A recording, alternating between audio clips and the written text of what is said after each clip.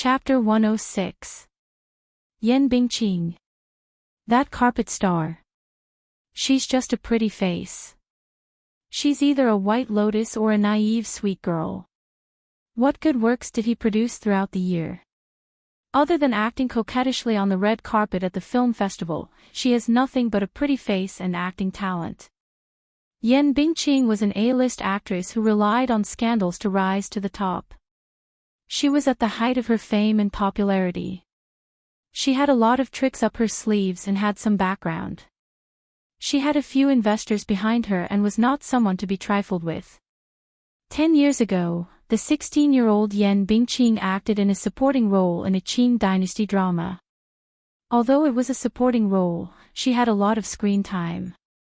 Back then, this Qing dynasty drama was popular all over the country.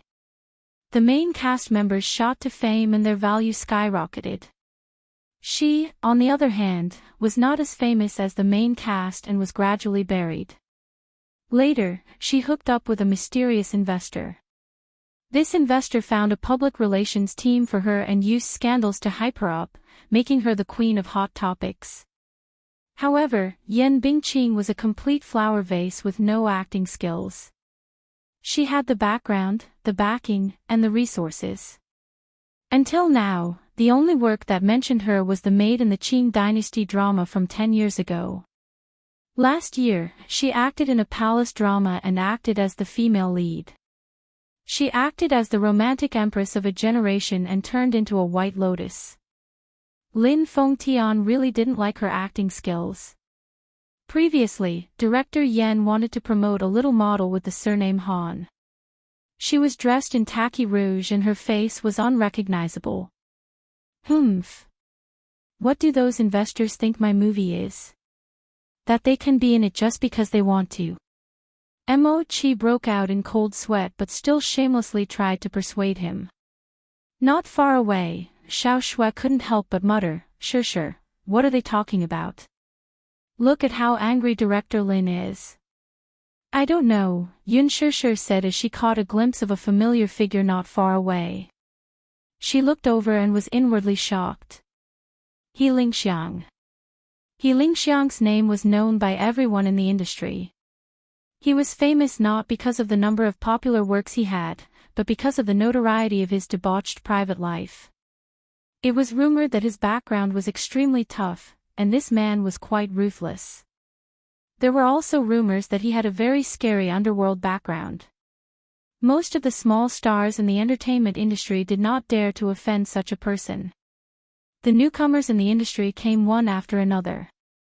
Many female celebrities were willing to sacrifice their chastity in order to become famous. However, none of the female celebrities dared to climb onto He Lingxiang's bed. All of them avoided him. He Ling liked women, but he had a perverted taste in bed. He liked both men and women, and had played with many artists. As far as Yun Sure knew, he had taken a few gangster bosses to gang rape a Miss World more than 90 years ago. However, the Miss World had gone crazy overnight and had contracted a terrible disease. In less than 2 years, she had died of depression. The limelight was suppressed by He Lingxiang. However, most people in the circle were influenced by his evil deeds. If the artist's management company wasn't tough enough, He Lingxiang would be able to play whoever he wanted. Why was he here? Could it be that he was using the audition as an excuse to pick a few young models to play with? He Lingxiang and another producer walked out of the bathroom while talking and laughing. From their proud faces, it seemed that they had gained a lot today. Chapter 107. One of the producers had a dispirited look on his face. After an entire morning of interviews, he seemed to be a little fatigued. Thus, when he saw such a beautiful girl, he naturally felt an itch in his heart. He recklessly sized up the calm girl in front of him and laughed. This girl is quite pretty. What's your name? He Lingxiang also looked at her. It was just that such a good-looking person with such a beautiful and moving face, but her temperament was cold and indifferent. He was already so close to her, but she still did not have the slightest reaction. It was as if she treated their existence as air. It was not an exaggeration to say that she did not see them. Yun Shishir turned to leave, completely ignoring them. The two of them couldn't help but feel a little annoyed. The producer said, "Hey," but when he saw that she was still indifferent and didn't even look at them, he was instantly angry. He reached out to grab her hand, but she evaded without a trace and turned to leave expressionlessly. She didn't want to have anything to do with He Lingxiang. This man's background was too scary. She didn't want to have anything to do with him. When He Lingxiang saw that, he exclaimed, "Whoa." He stared at her back view with round eyes and mocked coldly, "TSK. This girl has quite a character." "Humph. She's probably here for the audition. She really doesn't know the rules. She has eyes but can't recognize empty tie. She doesn't know who is in front of her. She actually dares to act all high and mighty in front of director He." As he said that, the producer turned to look at He Lingxiang. "Am I right, director He?" He Lingxiang ignored him, but he was interested in the delicate girl in front of him. He went forward and grabbed her arm. "Classmate, I'm talking to you. Why are you ignoring me?" "That's right. Little classmate, don't refuse a toast only to be forced to drink a forfeit." The producer also glared at her from the side. She was a dog that bullied others because of her master's power. Sure, ignore him. One look and you can tell that he's not a good person." Little did he know that this name caused He Lingxiang's eyes to brighten up a little. Sure. He frowned as he repeated the name a few times. Then, he grabbed Yun Shishir's wrist tightly. "This student, I think you have a good temperament and good looks. Why didn't you come to the audition? Who knows, maybe you'll be chosen as the female lead." Yun Shishir faintly said, "Thank you for your kindness, director He. It's just that I admit that my aptitude is mediocre, and I can't enter the eyes of the directors." "How could that be? I think you're pretty good.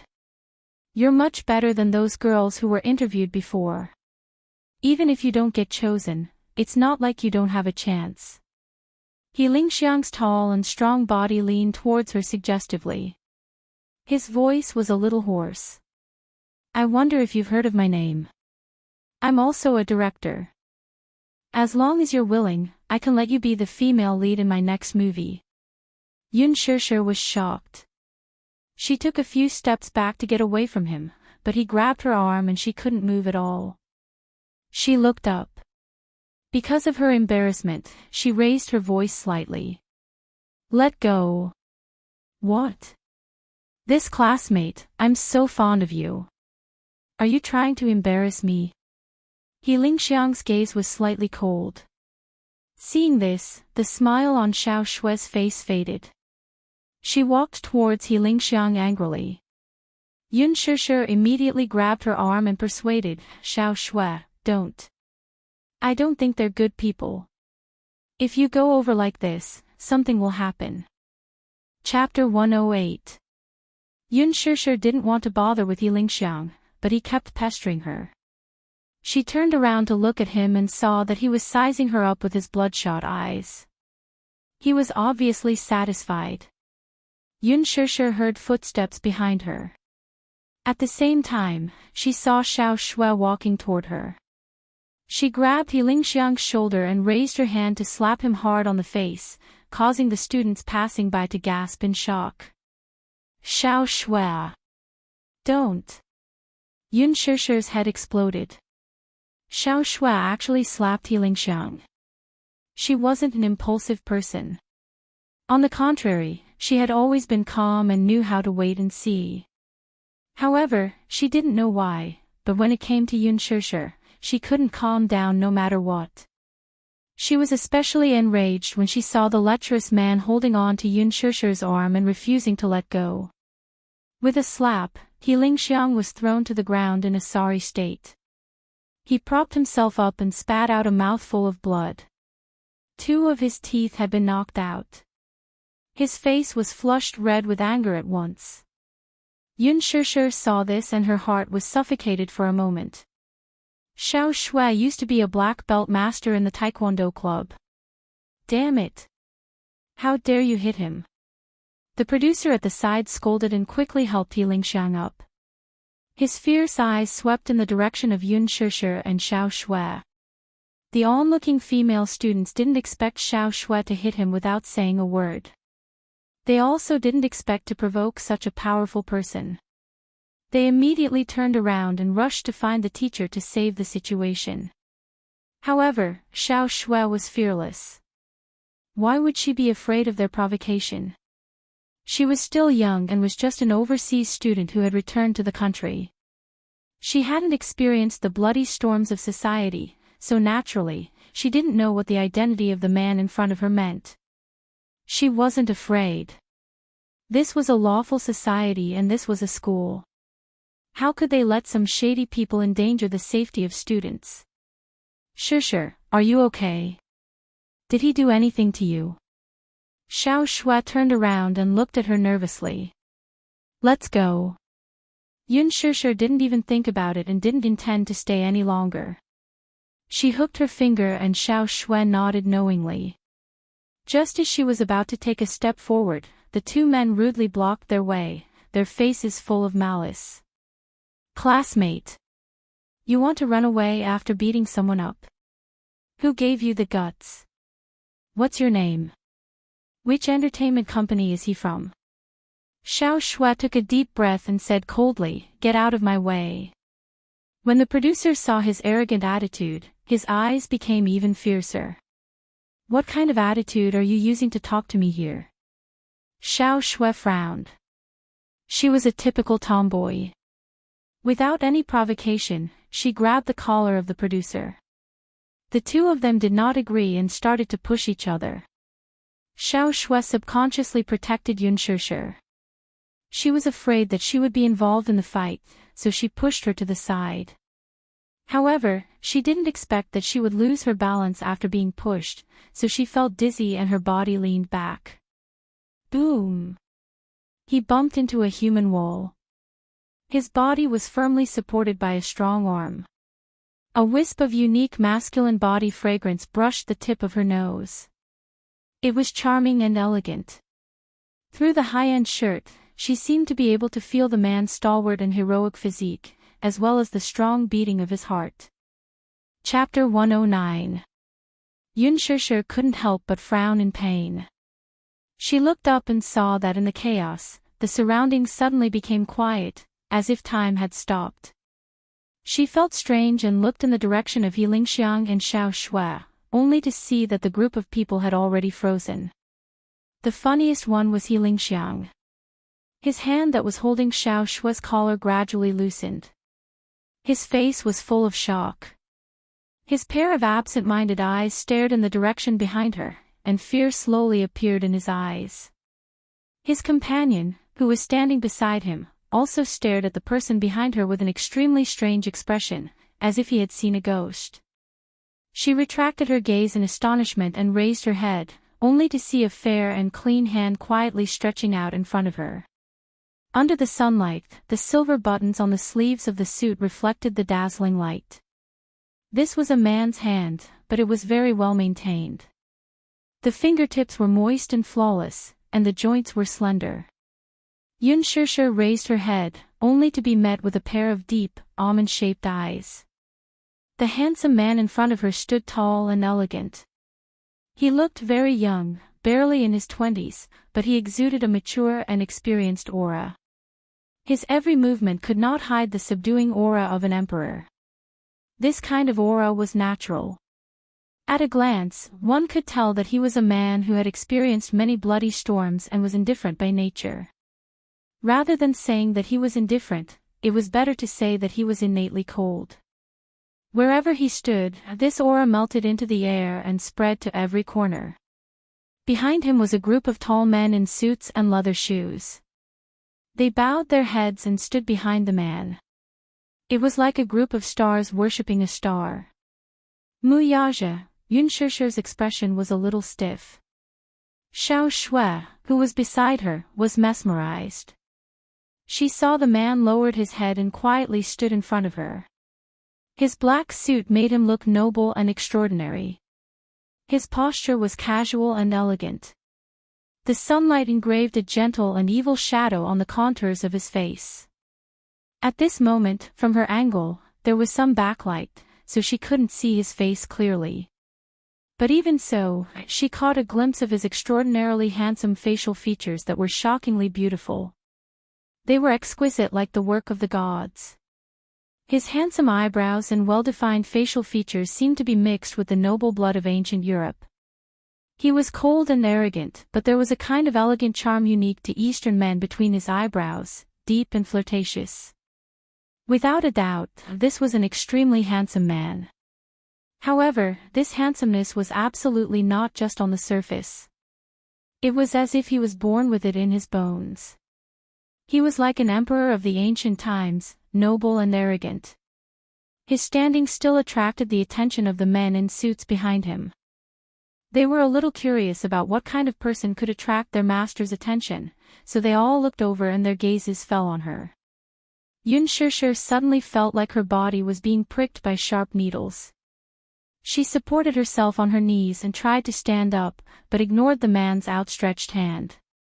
Chapter 110. The man naturally saw the proud and stubborn attitude on her face. He slowly retracted his hand and tightened his sleeves. However, he did not say anything for a long time. His thin lips parted slightly, and the corners of his mouth slowly curled up, outlining an unfathomable arc. Yun Shishir saw that his gaze was always on her, and she felt a little uncomfortable. She didn't understand. Who was this man? Why was she always able to meet him when she was down and out? Yun Shishir didn't want to pay attention to him. She patted the dust off her body and turned to leave. However, a cold and deep voice came from behind her. Stop. The man spoke very softly. His words were as precious as gold, but his voice was very pleasant. It was deep and full of magnetism. It was mellow like aged wine. One sip and it was easy to get drunk. She slightly paused and turned around to look at the man. Her eyebrows knitted even deeper. Mister, what can I do for you? You're leaving just like that? Mu Yaja found it funny. Other women couldn't wait to get close to him when they saw him, but she avoided him like he was the plague. Could it be that she was guilty?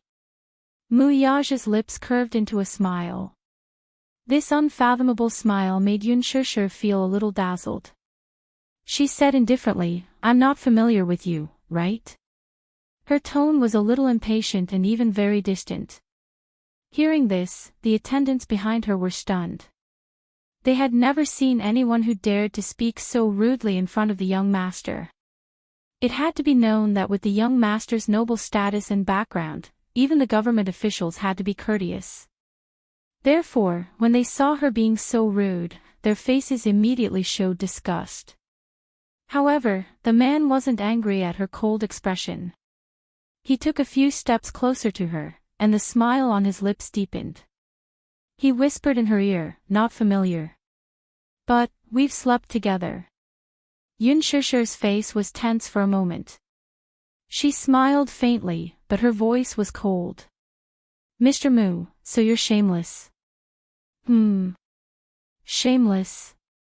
Is that shameless? Mu Yaja smiled deeply. Do you want to see something even more shameless? She naturally didn't know the identity of the man in front of her, and Xiao Xue naturally didn't care about the origin of the man, but it didn't mean that He Lingxiang and the others didn't know. She was so close to him, so flirtatious, that everyone present was even more shocked. Especially He Lingxiang's group, they more or less understood the status of men. He Lingxiang had been in the circle for so many years and had seen countless people. He more or less had to be clear about the people and families at the peak of the world. After all, he couldn't simply offend them. Who exactly was this mysterious young man? They had never seen him before, and they didn't know what his identity was. However, there were some familiar faces in the crowd behind the man. Although they were now bowing their heads and following behind the man submissively, any one of them was a big shot in the underworld who would cause people to change their faces. For example, the middle-aged man standing at the back of the group was one of the top bosses in the capital. He was in charge of the businesses of several groups and supported several groups of forces. He was the current master of the capital's underworld, and his words were absolute. Chapter 111. In this day and age, there weren't many people who did business with clean hands. The reason why they were able to rise miraculously in the business world in the past 2 years was that they had some kind of unclear relationship with the underworld. It was said that a few of them had made a fortune by smuggling, and now they were doing very well. Among them, there was no lack of high-ranking officials and leaders from other provinces and even the government. Most of them had great power in Jingdu, but they were rarely seen. All of them held great power and were important. As for the few tall men standing in front of the crowd, after He Lingxiang recognized them, their faces couldn't help but turn pale. These people were from the Mu family. The Mu family was a famous and huge family. They were also the descendants of the largest family in the country and even in Asia. However, He Lingxiang did not know anything about his background. It wasn't that he didn't have enough information, but with his status, he didn't have the right to ask. This family could be said to be secretive in the underworld, never revealing their talents. He only heard that the Mu family had a big business and the forces under them were both from the underworld and the underworld. Years ago, the Mu family had established Dishing Financial Group through bleaching, and the industry chain under their name was entrenched in the global financial industry. The outside world called this low-key but prominent family business the Mu Empire. Whether it was in the country, Asia, North America, or some countries in Western Europe, the Mu family's power spanned across the board and was the revered leader. With the Mu family's century-old business and foundation, people who weren't in charge of the Mu family didn't know how vast the Mu family's business was. He only heard that a few years ago, a country had run into the Mu family's gun because of some political conflict. That year, Dishing Financial Group withdrew all its investments from the country's industries and cancelled all long-term transactions. This caused the country's economy to rapidly regress to the pre-liberation era. The country had no choice but to tighten its belt and learn to be a better person. Each of these big shots could shake the earth and shake the mountains, but now, they were all standing respectfully behind the man. He Lingxiang only felt fear toward the identity of the man in front of him. However, this Yun Shishir dared to give this man a hard time in front of so many people. He Lingxiang sneered in his heart. Wasn't this a slap to his face in front of so many people? She was afraid that her end would not be pretty. His heart was filled with pride.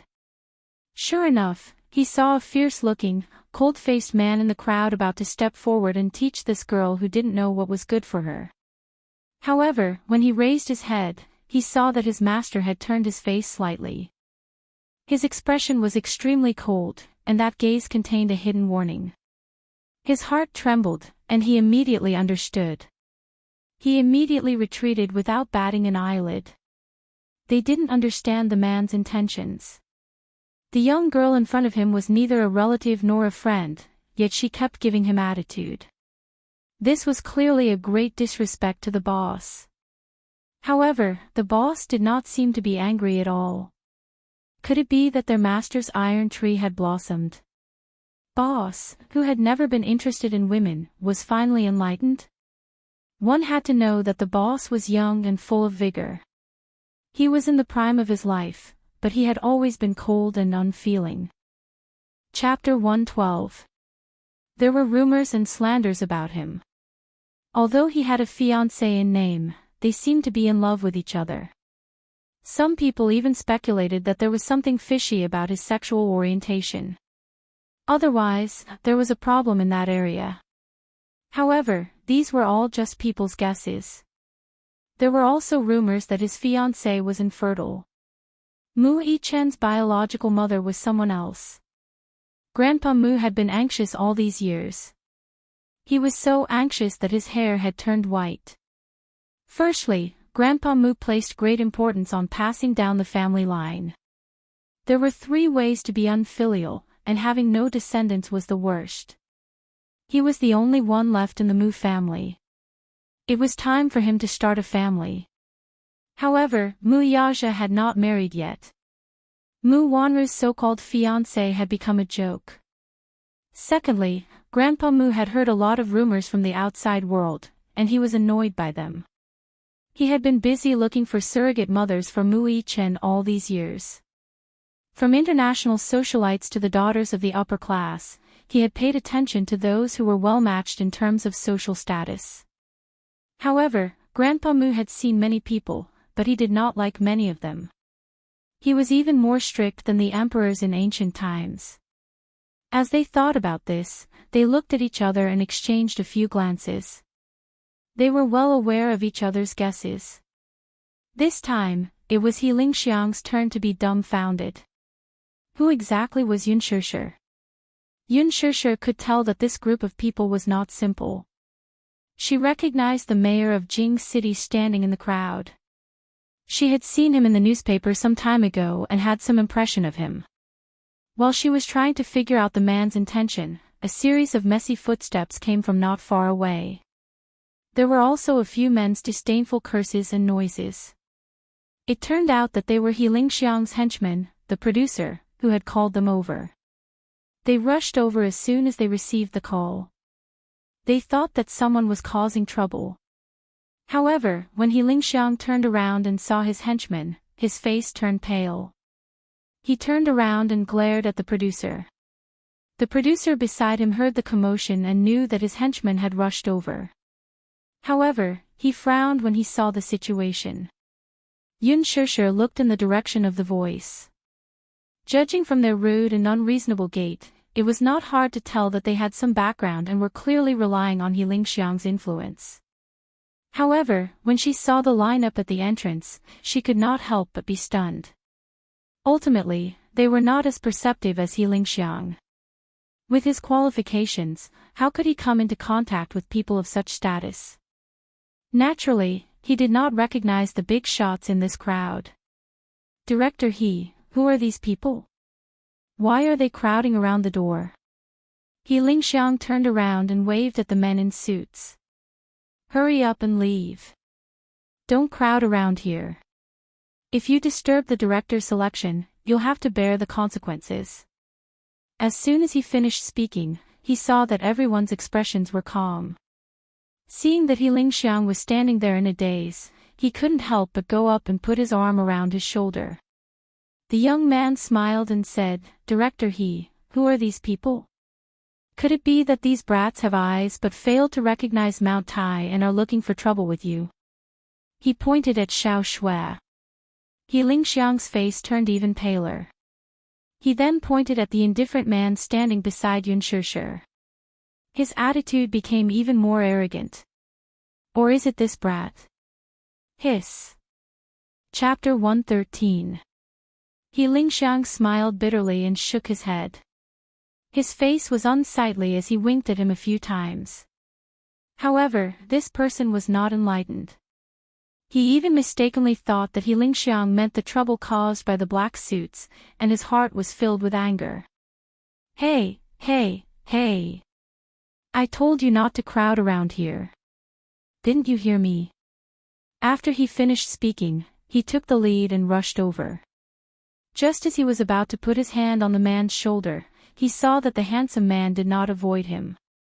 He stood there arrogantly and did not even look at him. At that moment, the assistant only saw a black shadow flash in front of him. Before he could understand what was going on, his wrist was firmly grabbed by the man who rushed out from the crowd. A heart-wrenching pain came from his wrist. With a twist and a turn, his entire body was thrown into the air. He was thrown a few meters away by a huge force and slammed heavily into the wall, causing it to crack. The assistant fell to the ground in a sorry state. He felt a surge in his chest and vomited a mouthful of blood. He immediately rolled his eyes and fainted. Yun Shishir was shocked. When Xiao Shui saw this, she could not help but be shocked. She took a step forward and wanted to bring Yun Shishir back to her side. However, at that moment, she saw a man who was not tall but had a shocking aura slowly walk out from the crowd. The man stood still and scanned the surroundings with his eyes that were as sharp as a blade. His voice was thick and dignified. "What kind of trash are you? Do you think you have the right to act rashly in my territory?" When these words came out, He Lingxiang and the rest were so shocked that they immediately knelt on the ground. Their bodies were trembling and they did not dare to make a sound. The one who spoke was Lin Shaojing, the leader of the Qingyang gang, one of the most powerful men in the capital. Speaking of Lin Shaojing, his position was not shallow. He could be considered the leader of the Qingyang gang in Beijing. Now, most of the organizations in Beijing were completely controlled by the Qingyang gang. Many management companies in the entertainment industry had some background in both the underworld and the underworld. The Qingyang gang supported several management companies. The headquarters of the Qingyang gang was located in the capital and had many branches. It had hundreds of thousands of members, which showed its influence. Lin Shao was the head of such a gang, which meant that he was the highest leader of the gang. This area was nominally under his jurisdiction. Therefore, for someone to cause trouble in his territory, let alone in front of a big shot from the Mu family in the capital, this was an act of insubordination. He glanced at He Lingxiang Yuan, who was kneeling on the ground silently, and asked, "What's your name?" He Lingxiang was shocked. He was terrified of Lin Feng's threat. Suddenly, he thought of something. He raised his head and carefully said, "Boss Lin. In fact, I am. Your voice is too soft. I can't hear you." Lin Shaojing said impatiently. He Lingxiang closed his eyes and mustered his courage to raise his voice. "My name is He Lingxiang. May I ask, this is..." He smiled apologetically as he carefully looked at the tall man who was surrounded by the crowd. Respect immediately appeared on Lin Shaojing's face as he said to He Lingxiang, "Is Dishing Financial Group's chairman Mu someone of your status can inquire about?" He Lingxiang, who had always been arrogant, could not help but be shocked. He said incoherently, "Forgive me for being presumptuous, but I didn't know how to appreciate favors. I actually didn't recognize that this is Dishing Financial Group's chairman Mu." Chapter 114. He was trembling with fear when he was suddenly interrupted by an abrupt voice. "What's the matter? Why are there so many people at the entrance?" Lin Fengtian had just walked out of the audition venue when he vaguely heard a strange commotion downstairs. He hurried over, only to see such a scene. While he was still in shock, he caught sight of the slender figure in the crowd and said with a curious expression, "Chairman Mu. What brings you here today?" Mu Yaja glanced at him coldly but did not bother with him. In such a big company like Huanyu, Lin Fengtian was, without a doubt, the most wily old fox. Unfortunately, this person was a little special and had some tricks up his sleeve. He was a rare talent, so Mu Yaja could not be bothered with him. Lin Fengtian chuckled. He turned his gaze and saw Yun Shishir, who was tightly protected by Xiao Shui, and understood what had happened. "Brother Mu." Suddenly, a shy and sweet figure barged in.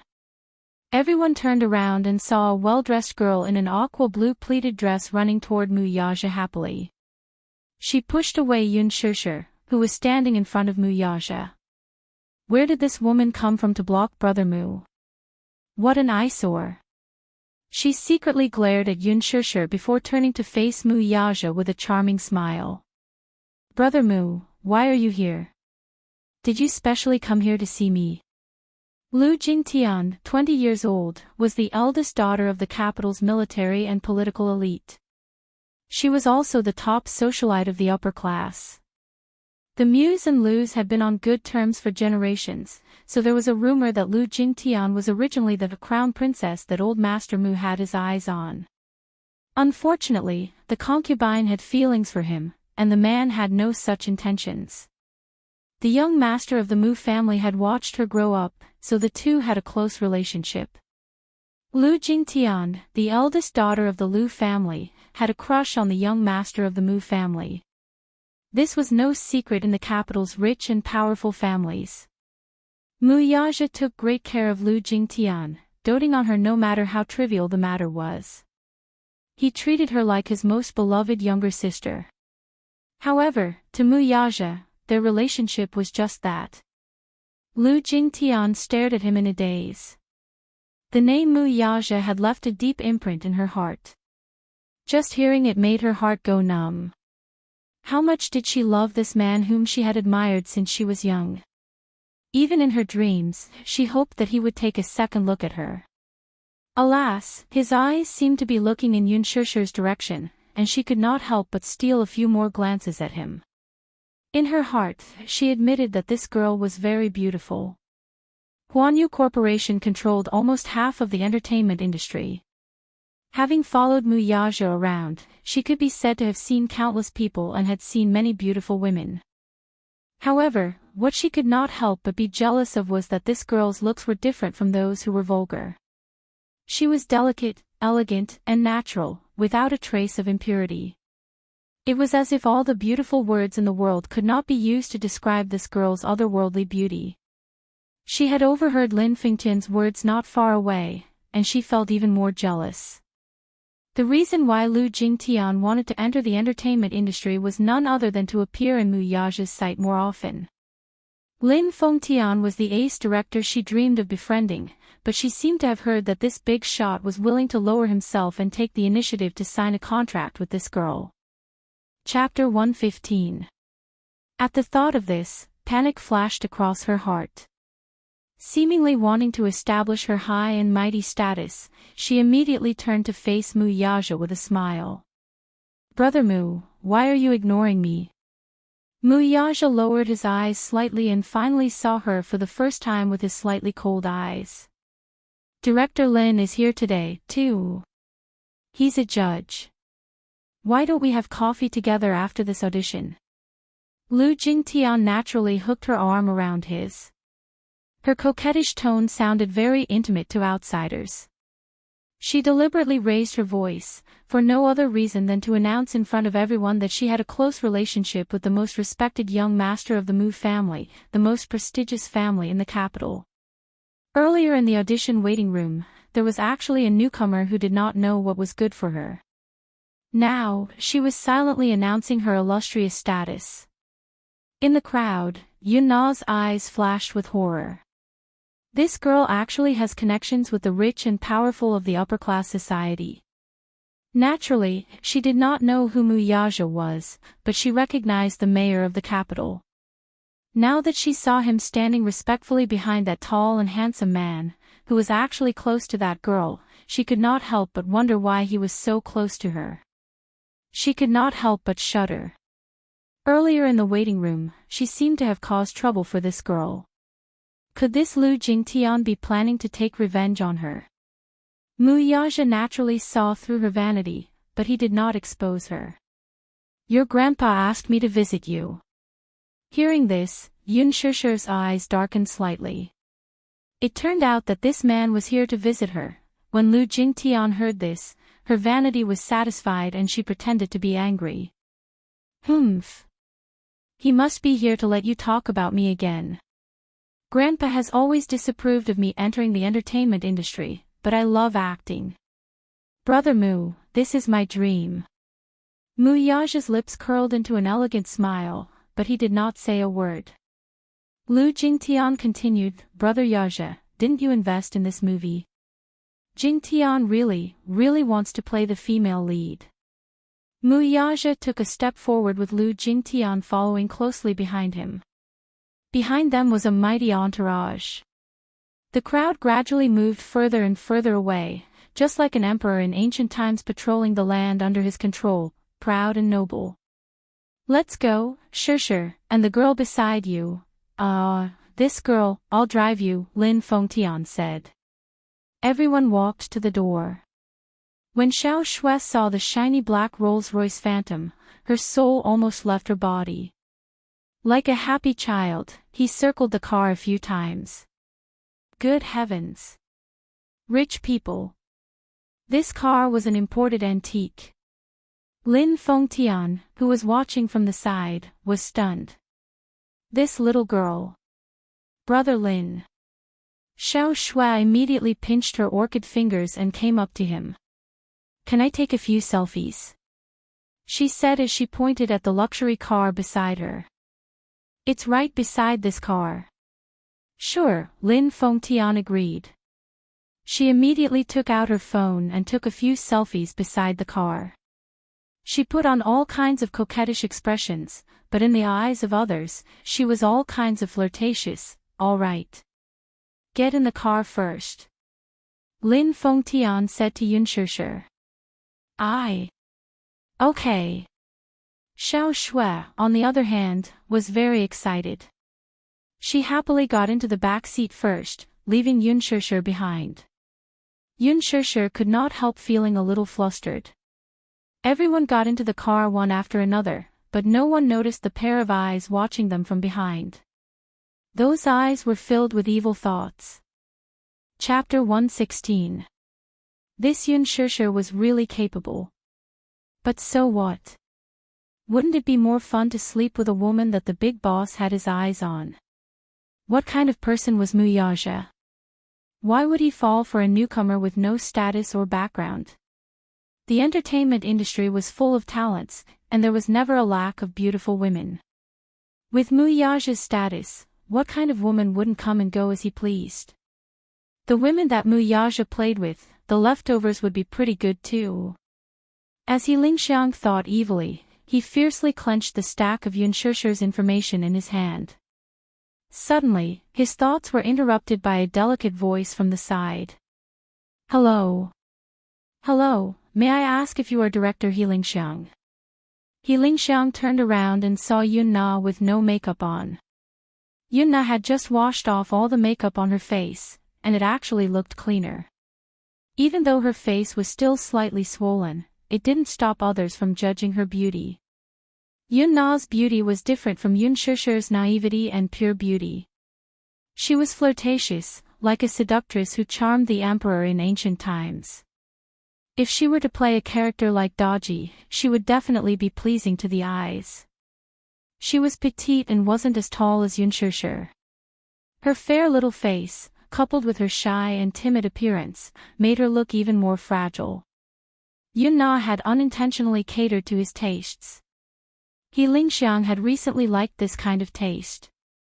The moment he saw her, the look in his eyes changed. Seeing that he didn't say anything, Yunna was naturally pleased.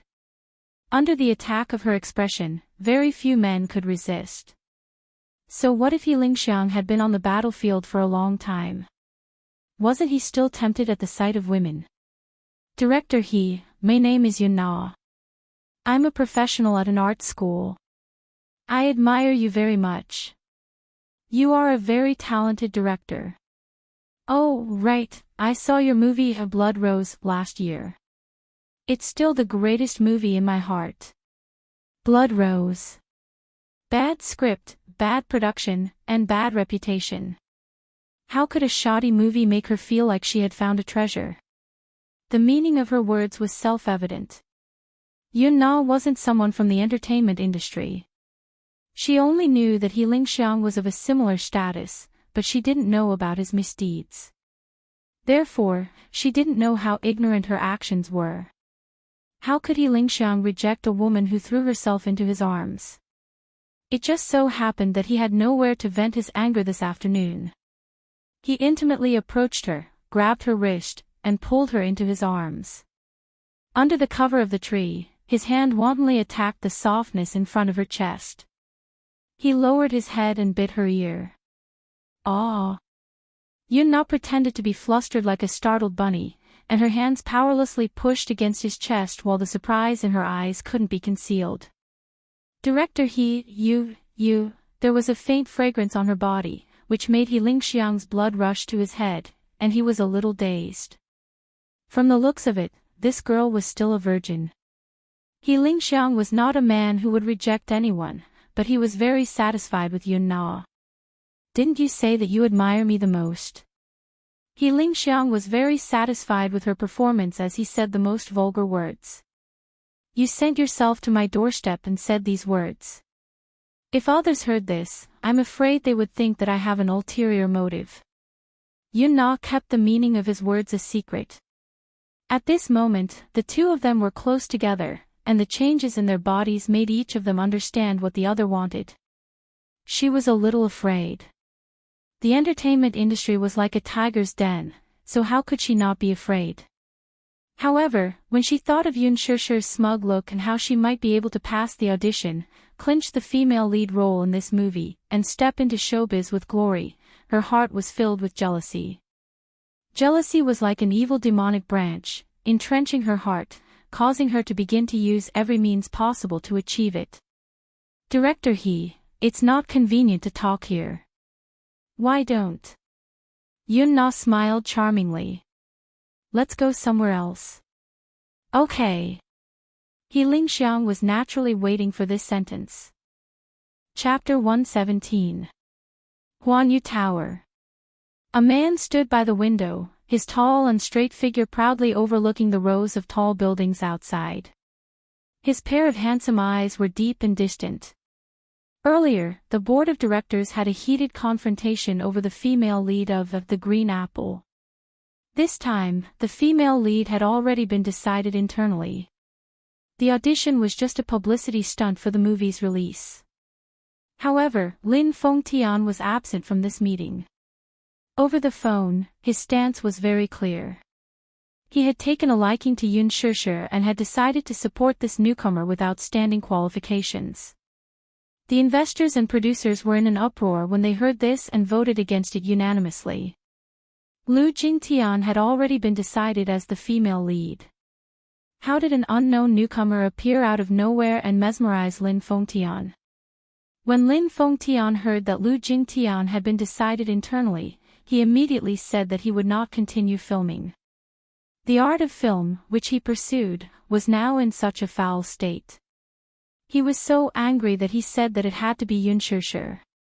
When the executive director said that he would not continue filming, the production team was collectively dumbfounded.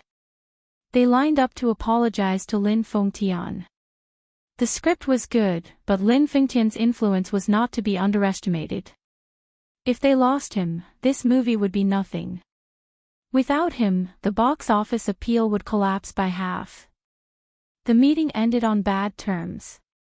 Lu Jingtian, who was standing at the side, had also witnessed the actress's audition.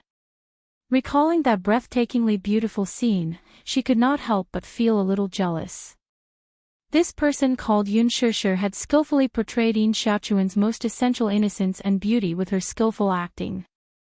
She was originally quite satisfied with her audition performance, but now that she saw it again, it was obvious who was better. Her crying scene was too pretentious. Humph. She's quite opportunistic, huh? Lu Jingtian said indignantly. She raised her head to look at Mu Yaja and asked in a half-aggrieved and half-tentative manner, Brother Mu, you'll definitely get the female lead role in this movie.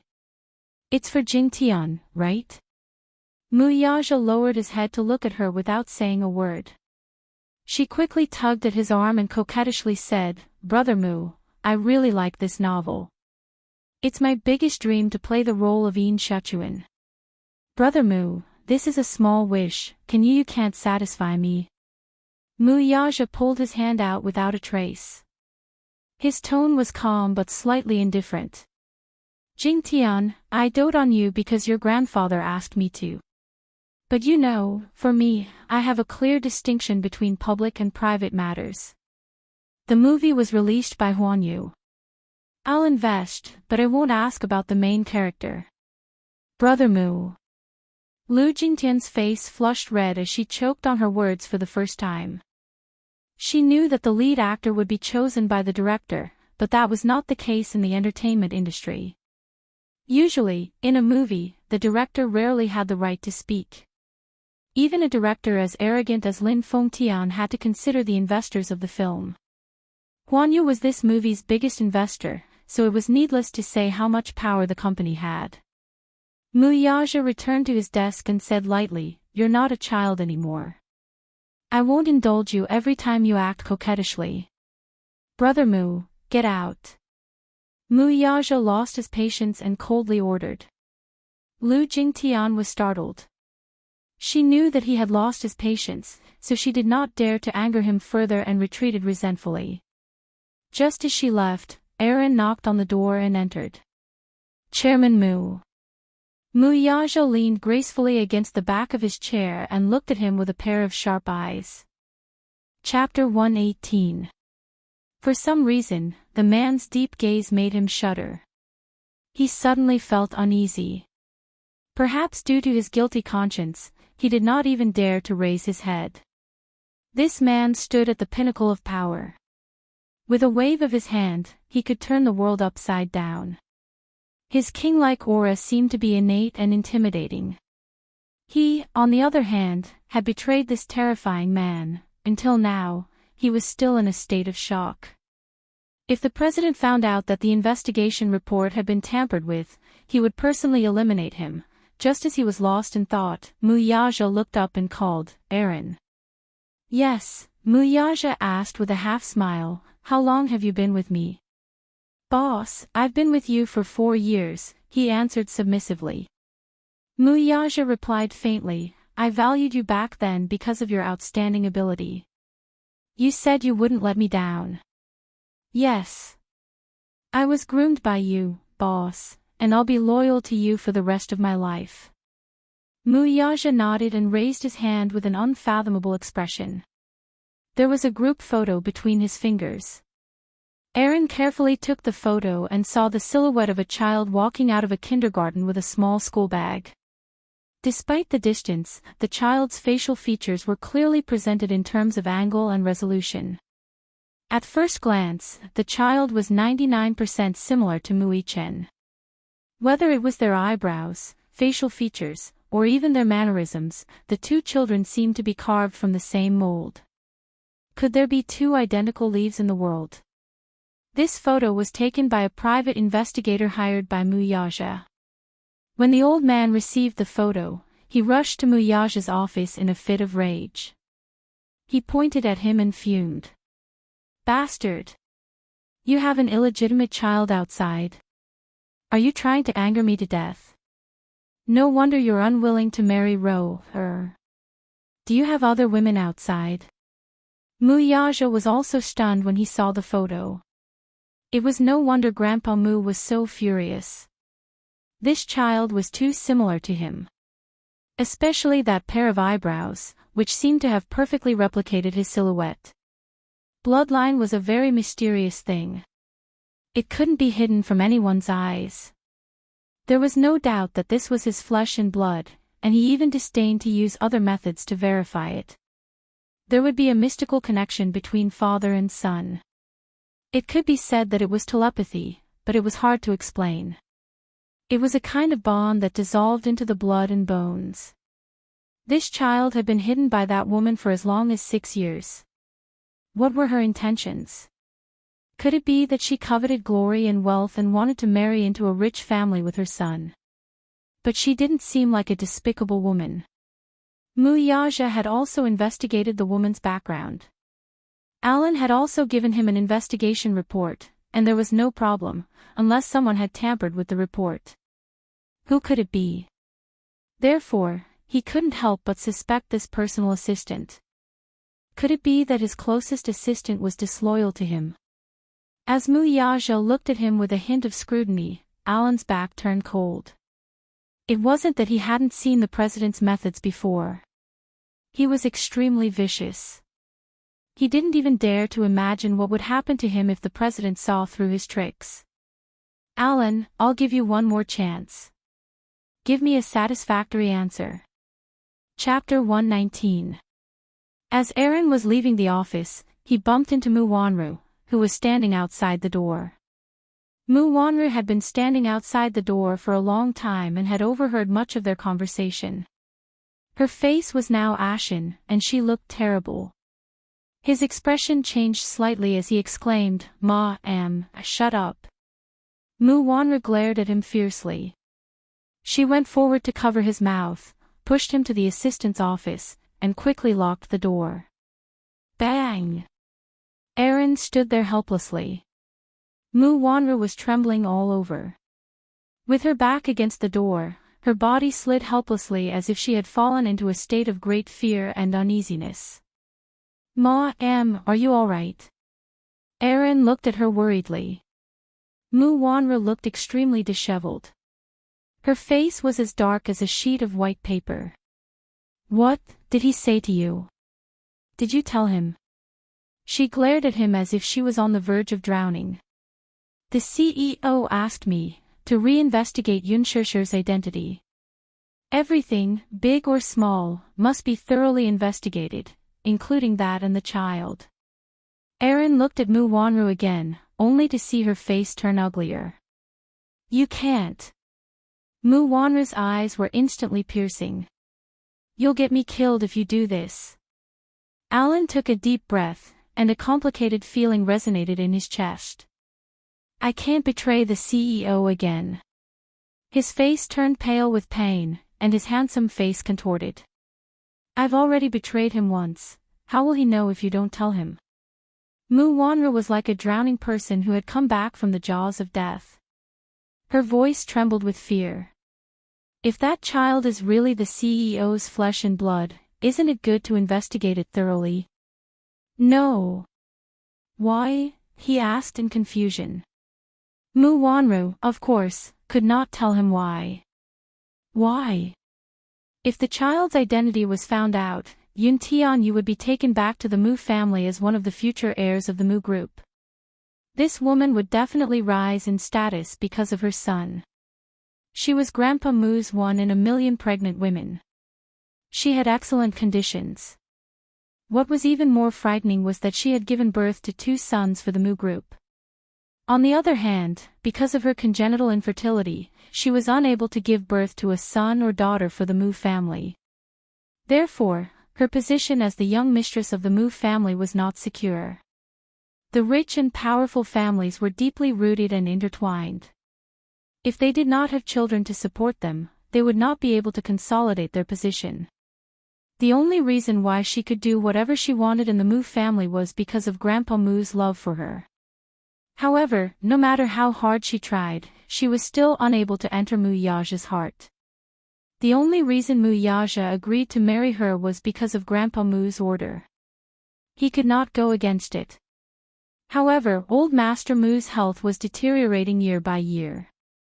Now, in order to enjoy the rest of his life, Mu Yaja was slowly taking control of Dishing Financial Group. What if he was no longer around? Would she still have a place in the Mu family? Would she be chased out of the family just like that? By then, it was not impossible for Yun Shusher to rise to the top by relying on her son.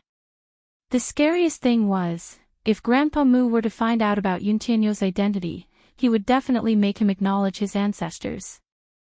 Given his means, he would definitely investigate Yun Shusher's background thoroughly. If the incident from more than a decade ago was involved, what would happen when Grandpa Mu learned that she had snatched Yun Shusher's jade and had been impersonating her for more than a decade? Thinking of this, Mu Wanru shuddered. Don't investigate. If you do this, you'll destroy me. Mu Wanru covered her face haggard and sobbed helplessly.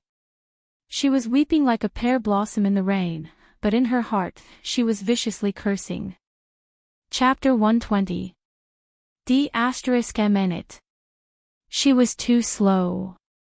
This Yun Shusher, B****tch. B****tch. Why did it have to be her? Why did it have to be her? Was she going to watch as the wealth and glory that was within her reach was snatched away by her? Looking at her pitiful appearance, Alan's heart ached as if it had been crushed. As a man, no one could reject a weak and helpless woman. Aaron, help me.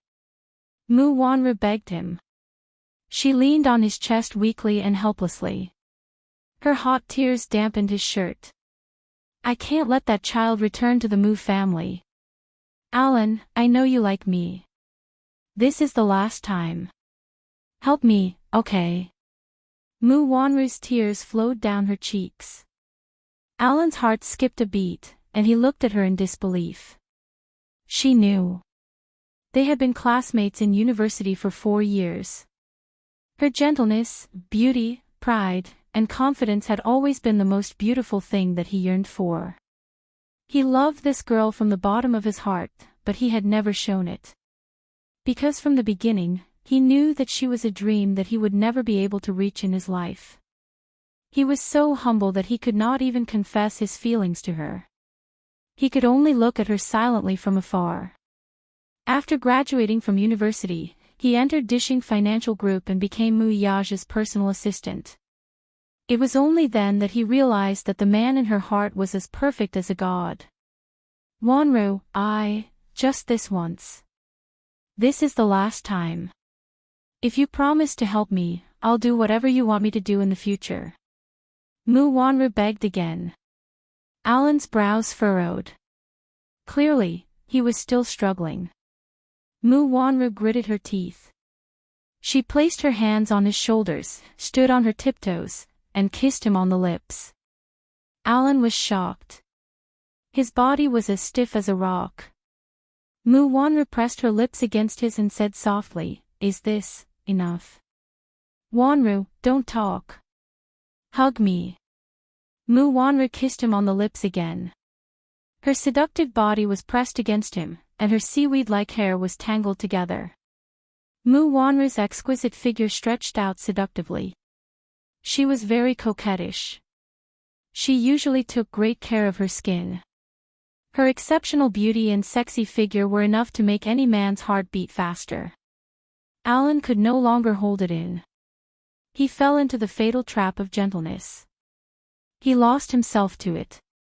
He closed his eyes and followed the most honest thought in his heart. His hands hugged her shoulders, and he traced her charming back. In the office, an incestuous scene. However, neither of them noticed that in a hidden corner of the ceiling, there was a mini pinhole camera hidden in the ceiling. In the evening, Gu Xingze sent Yun Shishir home. Yun Shishir did not have a decent gown for tomorrow night's cocktail party. Therefore, Gu Xingze gave her a gown. She was embarrassed to accept it, but Gu Xingze felt that she was too polite and smiled. "Silly girl, tomorrow night's cocktail party will be a special event. Many gold medal producers and directors from the film festival will be there. Don't tell me you want to wear this school uniform and parade around as my female companion." Yun Shishir did not know whether to laugh or cry at his words. "All right, don't be so polite with me.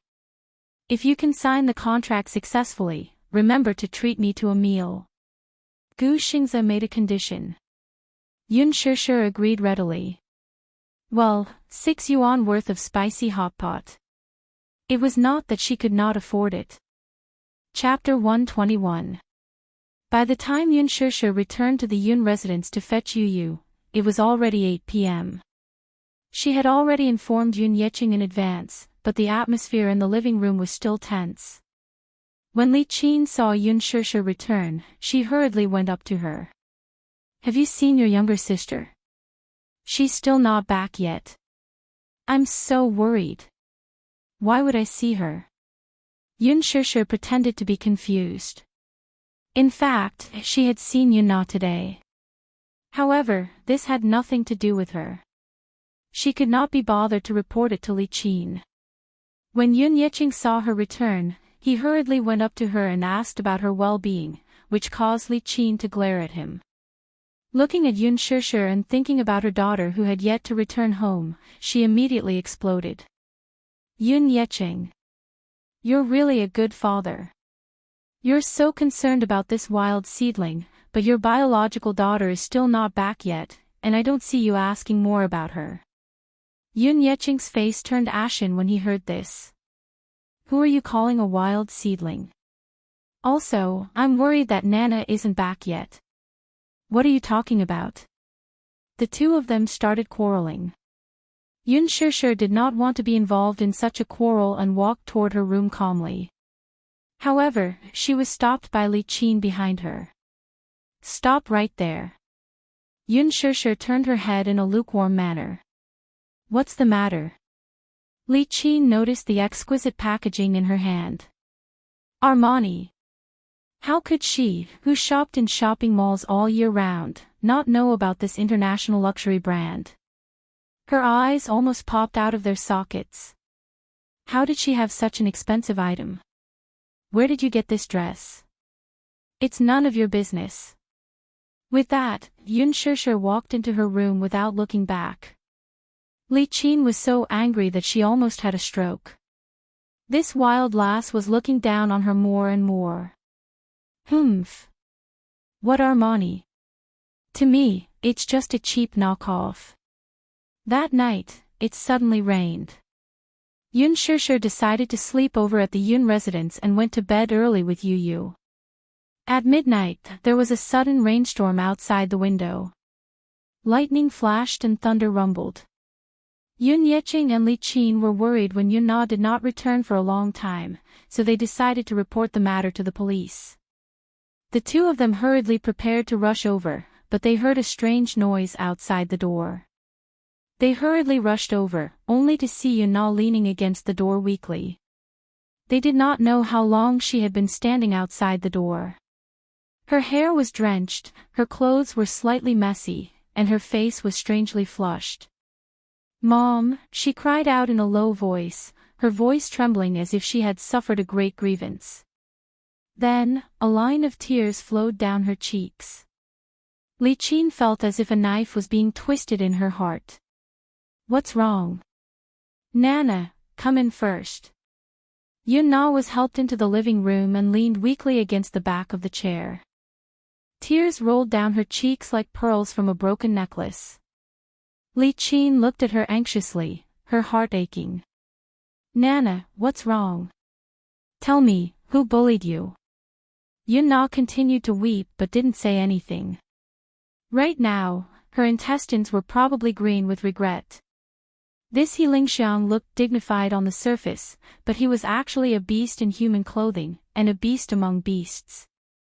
This afternoon, He Lingxiang brought her to a private clubhouse. She thought that she had hooked up with a big tree and was feeling complacent. If she could gain his favor, she might be able to step into the entertainment industry with glory and no longer have to look at Yun Shishir's eyes. Chapter 122. If she could rely on such a backer, her acting career could be said to be unstoppable. Yun Na naively thought that He Lingxiang was bringing her to meet some producer. After all, he had a lot of connections. Little did she know that she had entered a wolf's den of debauchery. She did not want to recall what had happened tonight. She only remembered that before He Lingxiang sent her home, he gave her an invitation and whispered in her ear, "I heard that Gu Xinghe has invited your sister to attend Huanyu's annual gala tomorrow night. You should attend this gala, too." As he said that, a smile with ulterior motives appeared on his face. "Tomorrow night, you and your sister will serve me well. Don't worry, I'll give you benefits." Just imagining the scene of sex was enough to make He Lingxiang impatient. The feeling of having two beautiful sisters together was self-evident. Yun Na suppressed her disgust and grievance and forced a smile. She did not want to be with Yun Shishir. What if it backfired and He Lingxiang did not support her and Yun Shishir instead? She was like a slave today, serving the bosses one by one with a smile. She had suffered great humiliation and did not want to suffer a double loss in the end. She whined, "You're so annoying. Director He, isn't it enough for me alone? Don't worry. Little sweetheart, you're so hot, of course, I'll dote on you the most. Don't worry, I won't fall in love with someone else." Yun Na only felt more at ease after He Lingxiang's promise. Li Qin naturally did not know what had happened to her. Seeing her in a daze, she blurted out, "Daughter, have you gone for the audition?" Yun Yeqing raised his head in shock when he heard that. "Did you say that she went for an audition again?" She knew that she had let it slip and bit her lower lip resentfully. Yun Yeqing was furious and expected better from his daughter. "I told you to study hard, but you insisted on becoming an actress. Why? Did we not let you have enough to eat or not have enough clothes to keep you warm?" Why do you have to ruin yourself like this? As soon as Yuna heard the word spoil, she immediately felt aggrieved to the point tears streamed down her face, and she immediately cried out unwillingly, Dad. Sister also went for the audition. Why don't you scold her? What? Li Qin exclaimed in surprise. She went for the interview too. How is this possible? Her father defended her. Your sister has always known her place. She won't step into showbiz. Dad. You never believed me. If you don't believe me, you can ask her. Not only did she participate, she even passed. I saw her sit in a Rolls-Royce today. I don't know what tricks she used. Maybe she hooked up with some big boss. Pa. Yunna's face was slapped to the side. Covering her face, she turned to look at Yun Yeqing in shock. Her heart seemed to have broken into pieces. Dad, you hit me. Disappointment was written all over his face. Nana, how can you say that about Shirshir? She's your sister. How does your sister usually treat you? Since you were young, I've always let you have all the good food and fun things, but what about you now? Saying bad things about her behind her back. What big boss? Shirshir isn't that kind of girl. Why? Why didn't you scold her when she went for the audition, but when I went for the audition, you scolded me? Am I your biological daughter? Yunna screamed at her father, breaking down. Chapter 123. One day, the sun shone brightly in the morning. Yu woke up early and kicked Yun Shirshir out of bed. Mommy, wake up. Yu shook her awake. Today is a special day. Get up and exercise to prepare for the cocktail party tonight. Yun Shirshir was shocked. Baby, how did you know that I'm going to the cocktail party tonight? Yu looked at her coldly. I also know that you're Gu Xing's female companion. Yun Shirshir was dumbfounded. How did you know? Yu held his forehead helplessly. How could he let his stupid mommy know that he was the one who arranged all of this? No matter what, work hard and earn money to support the family. Yu's future wife will depend on you, mommy. He knew how boring work in the entertainment industry was. On the surface, the stars were shining brightly, but very few people knew how hard it was behind the scenes. Therefore, he had to urge his precious mommy to exercise and improve her physical strength. Sob. No, Yu, don't get married. Just take care of mommy for the rest of my life. Yun Shirshir hugged Yu tightly. The mother and son changed into casual clothes and ran a few kilometers in the morning. Huanyu Corporation's annual cocktail party was at 7:00 in the evening. After yesterday's embarrassment, Yunna felt uncomfortable all over. When she woke up, there was no one in the house. She felt hungry and wanted to find something to eat in the fridge. However, when she passed by Yun Shirshir's room, she stopped in her tracks and glanced at it silently. She was a little tempted. She was curious and suddenly wanted to know what was in Yun Shirshir's exquisite bag. She heard from her mother that Yun Shirshir didn't come home yesterday with an exquisite luxury bag. She couldn't help but recall what He Lingxiang told her yesterday. Gu Xingze invited her to Huanyu's cocktail party to be his female companion. Yunna was extremely jealous when she heard that. Gu Xingze was a godlike figure in her heart. How could a bastard like Yun Shirshir be worthy of being Gu Xingze's female companion? The more she thought about it, the more jealous she became.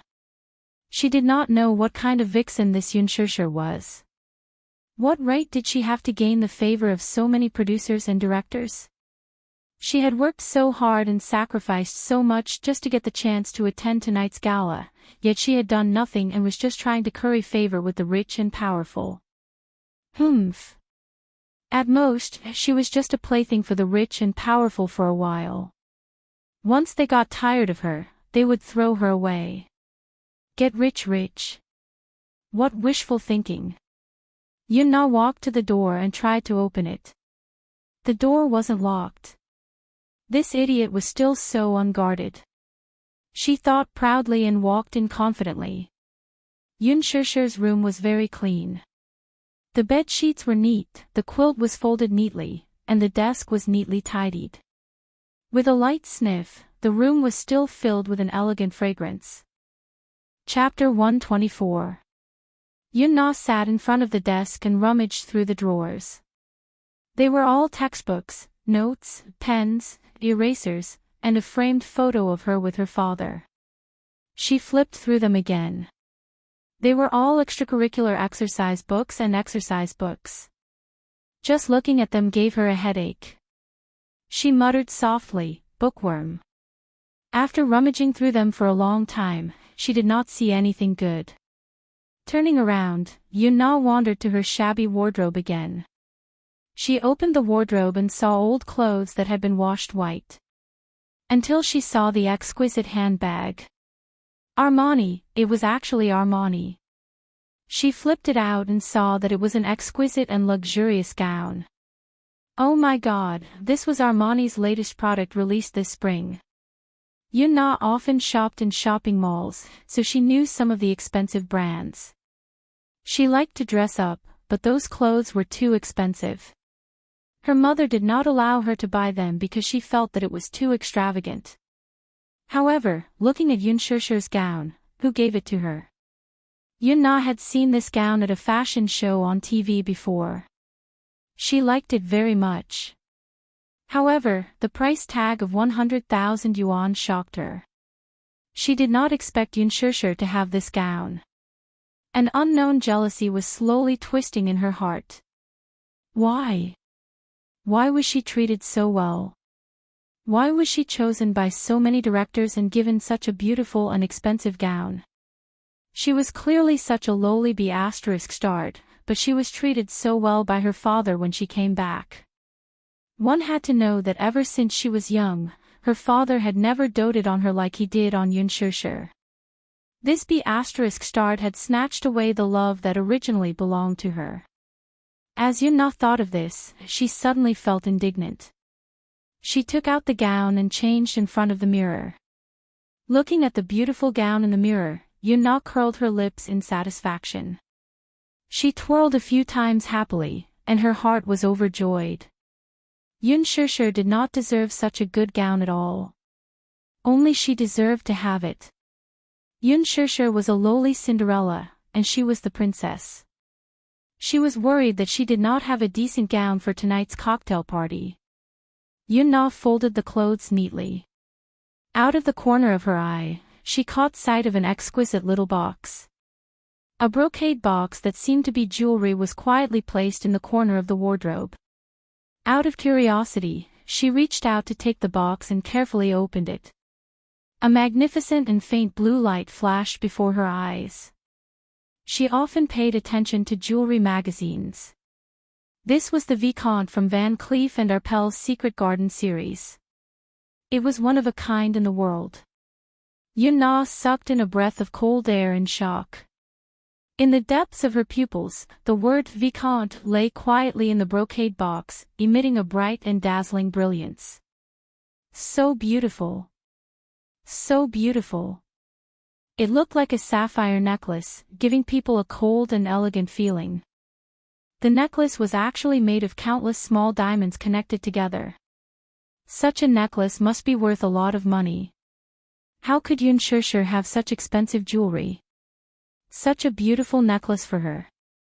What a pity. Yun-na's eyes flashed with jealousy. Why did it have to be her? Why did she have to be the one to get such a beautiful necklace? How could she be so lucky?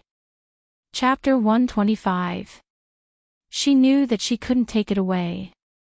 Yun-Shirshir would find out about this necklace sooner or later. However, as she gazed at the dazzling sapphire, Yun-na took a deep breath of cold air. After hesitating for a long time, she gritted her teeth hatefully and gripped the box tightly. She casually tidied up the wardrobe, returned to her previous appearance, and rushed out of the door. Yun-na was still nervous and uneasy when she entered her bedroom. She felt a little guilty, and her heart was beating like thunder. She locked the necklace in the wardrobe and only then did she calm down. She comforted herself in her heart. Anyway, Yun Shishir wasn't wearing it. It was a pity, so she might as well give it to her. Even if she saw this necklace in the future, there were so many similar necklaces in the world. What reason could Yun Shishir have to say that she stole her necklace? Anyway, it was her necklace. She could just insist on it. She could just say that she bought the exact same necklace. Anyway, she just liked this necklace. She would dress up and attend the cocktail party tonight. She would definitely amaze everyone. Then, she wouldn't have to care about Yun Shishir's attitude anymore. She must succeed. However, Yun-na still felt unusually guilty because she had done something wrong. She was afraid that Yun Shishir would find out when she came back. She hurriedly took her clothes and necklace, called He Lingxiang, and calmly left the house. Yun Shishir returned home from her morning exercise. She planned to tidy up and go to the cocktail party. However, when she returned to her room, she found that it was a mess. The gown and necklace she had prepared were all gone. She panicked for a moment. Yu couldn't help but be shocked. He even suspected that a thief had broken into the house. However, he only understood when he saw the earrings that Yun-na had unintentionally left on the floor. His eyes couldn't help but turn cold. There was no lock in the room. He originally thought that Yun-na would learn from her mistake and wouldn't dare to go against his mother. Who knew that he would still be so bold? The phone screen suddenly lit up. Yun Shishir saw that it was an unfamiliar number. She hesitated for a moment before answering the call. The phone screen suddenly lit up. She saw that it was an unfamiliar number. She hesitated for a moment before answering the call. Hello. Shishir, are you home? Gu Xing's gentle voice came from the other end of the phone. Yeah. I'm at home. Gu Xingzi said, okay. Do you live in Ping'an district? I'll be right there. Yes. However, something happened. Yun Shishir rubbed her forehead with a headache. She looked back at her room and sighed helplessly. I'm really sorry. I might not be able to attend tonight's party. What happened? For some reason, even Gu Xingzi did not notice the tension in his words. Today, he was in a good mood. He was even looking forward to tonight's banquet. Now that he heard that Yun Shishir was not going to the banquet, he felt an inexplicable sense of loss. What happened? Yun Shishir replied, my gown. I don't know where it went, and the necklace you borrowed, lost? I'm not sure. When I got home, my room was in a mess. I was careless and forgot to lock the door. Gu Xingzi heaved a sigh of relief when he heard that. Oh, I thought it was something serious. His manager, Qin Zhou, who was eavesdropping on the conversation, couldn't help but cry out in frustration. Chapter 126. Oh. My little ancestor. That secret garden necklace is the treasure of Empress. Great-grandmother, how could you lose it? This necklace had a long history. He had mustered up his courage to borrow it from the director behind the CEO's back. If the boss were to find out, he would be in deep trouble. Forget it, let her come over first. It's still early. It's not too late to pick out another gown from Empress. Qin Zhou made a decision at the side. Gu Xing's car was parked at the entrance of Ping'an district. The extended, luxurious Bentley attracted the attention of the neighbors in the neighborhood. In a slum like this, these commoners had never seen such a luxurious car before. For a moment, they crowded around the car and pointed at it with envy in their eyes. Yun Shishir hurriedly got into the car and drove off. The neighbors couldn't help but start whispering to each other as they looked at the back of the car. Isn't that the child from the Yun family? Oh. She's called Yun Shishir. I heard that. She's Yun Yiqing's illegitimate daughter. Illegitimate daughter. Why did I hear that she's the child of Yun Yiqing and his ex-wife? Who knows if she's Yun Yiqing's biological daughter? How does she resemble Yun Yiqing? Sigh, that old Yun has been cuckolded for who knows how many years. He's even raising a bastard child for someone else. The Bentley sped all the way to the busiest shopping mall in the capital. Empress was a luxury fashion brand favored by the capital's wealthy socialites and movie queens. The interior of the store was luxuriously decorated.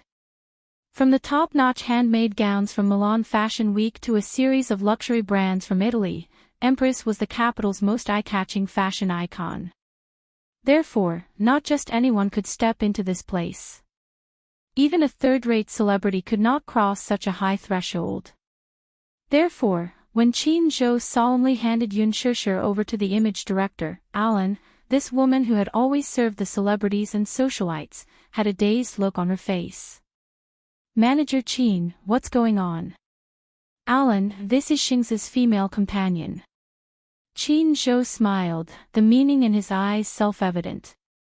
With Qin Zhou's explanation, Alan naturally understood. However, she was very puzzled. With Gu Xing's status, why would he let such an unknown girl be his female companion? As the chief image director, she often went in and out of the upper class. At this level, she knew the background of all the noble ladies in the capital. However, she was a little confused as to the name of this little girl. No matter what, since she was Gu Xing's female companion, she naturally had to put in some effort. Okay. Leave it to me.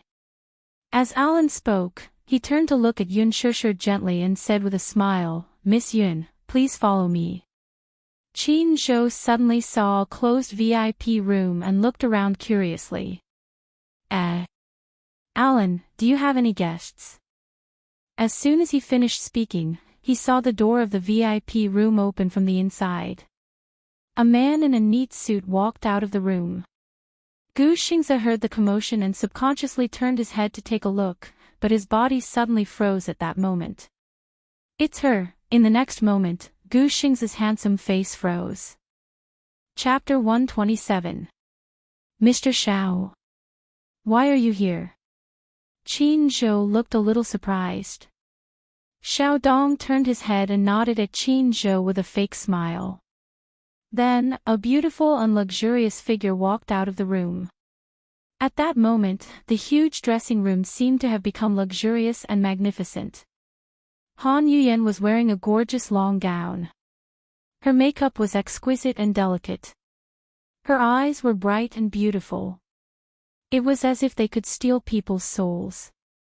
Yun Shishir swept her gaze over as well, and her breath caught in her throat. So beautiful, she didn't pay much attention to the entertainment industry, so she didn't recognize the beautiful woman in front of her. She was one of the 4 most popular actresses, Han Yuyan. Han Yuyan was currently the most popular actress in the Star Altar. She was a valuable A-list actress. When she was 16, she debuted with the youth movie Bamboo Dragonfly. She was called a pure and innocent girl right after her debut. She was sought after by millions of fans and became famous in the film industry. Bamboo Dragonfly was director Lin Fengtian's first film. With this film, Lin Fengtian won the Best Director Award at the 100 Flowers Film Festival and the Golden Badge Awards. At that time, the male lead, Gu Xingze, was called the National School Hunk because of this film. Han Yuyan was called the national first love and became the goddess in the hearts of many young men. Since then, Lin Fengtian had also made many newcomers famous. His fame was at its peak. The female lead in his movie was known as Lady Feng. However, no matter how many actresses he made famous, they could not be compared to Han Yuyan's fame. Han Yuyan's position in the domestic film industry was unparalleled. No one could compete with her. At that time, Gu Xingze and Han Yuyan were called the most compatible couple on the screen. They worked together in a few TV dramas and movies. There was even a rumor that the two fell in love with each other and started dating secretly. However, not long after, Han Yuyan quickly became one of the 4 young masters of the capital. She fell in love with the young master of the Shao Financial Group. There were rumors in the circle that Han Yuyan came from a poor family and was extremely vain. She was not as pure as she appeared to be. Rumor had it that when Gu Xingze was going through the pain of losing his mother, Han Yuyan had been by his side the whole time. She had even turned down many movie offers and stayed by Gu Xingze's side. Rumor had it that Han Yuyan had indeed dated Gu Xingze for a period of time. However, she had only taken a fancy to Gu Xingze's resources and background. Their relationship had ended without any results. There were also rumors that Han Yuyan was deeply in love with Gu Xingze, while Gu Xingze only treated Han Yuyan as his younger sister. It was only after Han Yuyan had climbed up the ladder that the two of them parted ways. Alan quickly walked over to Han Yuyan and praised her with a smile. "Miss Han, you look beautiful in that outfit. You will definitely be the center of attention at tonight's banquet." Han Yuyan was elated when she heard that. However, she pretended to be reserved. She smiled sweetly at Xiao Dong in the mirror and asked, "Xiao Dong, what do you think of my outfit?" She had just finished her sentence when she didn't hear a reply for a long time. Han Yuyan was slightly annoyed. She immediately looked at Xiao Dong with a reproachful expression. However, she saw that he was staring at Yun Shishir's back as she walked into the fitting room. When their eyes met just now, he inexplicably felt that this girl was surprisingly familiar. Chapter 128. "Xiao Dong, what are you looking at?" Han Yuyan called out to him unhappily. "Nothing." Xiao Dong quickly turned around and looked at her. She was dressed splendidly, but there was no real surprise in his eyes. "Yuyan, you look beautiful in this dress." Han Yuyan did not notice the strangeness in his words. She was immersed in his praise and swayed her body proudly in front of the dressing mirror. Qin Zhou looked coldly at the pair of despicable people and snorted at Gu Xingze. "Humph. His late wife's body is still warm, and he has already changed a few new lovers. It's not that I want to say this, but the young masters of rich families are really pushovers. I'm afraid Meng Xilan won't be able to rest in peace." Xiao Dong was originally married, and Han Yuyan was the third party. Their extramarital relationship had been very low-key. Not long ago, Xiao Dong's wife passed away in a car accident, and Han Yuyan finally succeeded. "Don't poke your nose into other people's business." Gu Xingze was looking at a gown when his eyes suddenly fixed on a gorgeous red gown. This gown was designed by the internationally renowned designer, Helen Swift. It was elegant red, with a light shoulder gauze and soft silk. It was exquisite, and the curves were perfect. The fluffy hem of the gown extended from the waist down. Beautiful, so beautiful. Gu Xingze had always had high standards for beauty, and his taste in fashion was not bad. "This one," Gu Xingze ordered briefly. Alan immediately walked over and took a look, but shook his head tactfully. "Xingze, this gown is the treasure of our store." Was he sure he wanted to give this gown to that unknown girl? Wouldn't that be a waste? Moreover, the designer of this gown had said that not all Asian women could do it. She saw that the girl's body was a little thin, and she might not be suitable. Moreover, even if she was suitable, if other socialites saw it, they would definitely make a fuss. After all, this gown had never been worn by anyone before. Many socialites and actresses had wanted it, but none had succeeded. Han Yuyan was also attracted by their conversation. She looked over and blushed slightly when she saw Gu Xingze. No female celebrity in the industry could resist Gu Xingze's charm. It was the same even for Han Yuyan, who was the A-list heavenly queen. She had once loved him deeply, but he was heartless. She had been deeply in love with him for 4 whole years. She elegantly lifted the hem of her dress and walked over. Seeing his deep gaze on the gown, she reminded him softly, "Xingzi, just now, I also took a fancy to this gown. But the director said that this piece of clothing is the treasure of Empress. It's priceless. Even I was rejected." In other words, which woman was qualified to wear the clothes that even she couldn't wear? Gu Xingzi acted as if he didn't see her. He said to Alan, "This one. Unlock it." Han Yuyan was annoyed that she had been completely ignored. It wasn't until Xiao Dong coughed softly behind her with a displeased expression that she turned around awkwardly. However, she saw that the man's gaze was slightly cold. Only then did she realize that she had lost her composure. "Xingzi, this shirt." Gu Xingzi didn't listen to her explanation. When a piece of clothing is designed, it has to be complemented by a beautiful person. "Alan, don't you believe in my taste?" Alan naturally couldn't refuse. He quickly asked his assistant to unlock the display window and ordered someone to take out the gown and send it to Yun Shishir's fitting room. Chapter 129. Qin Zhou's heart was filled with anticipation. He had also taken a liking to the dress and wondered how stunning Yun Shishir would be in it. Yun Shishir quickly changed into the dress and Alan brought her into the dressing room. Xiao Dong initially wanted to leave, but Han Yuyan insisted. She wanted to see how capable this young lady was to be able to bring out the aura of the dress. Makeup, styling, accessories, high heels. It was not easy for a woman to dress up. Xiao Dong and Han Yuyan were already impatient, but Gu Xingzi was patiently reading a fashion magazine on the sofa. The door to the dressing room suddenly opened, and Yun Shishir gracefully strode out with her gown in hand, attracting everyone's attention. Amidst Qin Zhou's amazement, Gu Xingzi put down the magazine in his hand and saw Alan carefully pushing Yun Shishir in front of him with a face full of admiration. "Xingzi, look, are you satisfied?" Alan continued to praise her as he spoke. "I really didn't expect Miss Yun to be able to bring out the aura of the dress perfectly. Miss Yun is the most elegant lady I've ever seen. If Miss Helen sees her, she'll definitely like her."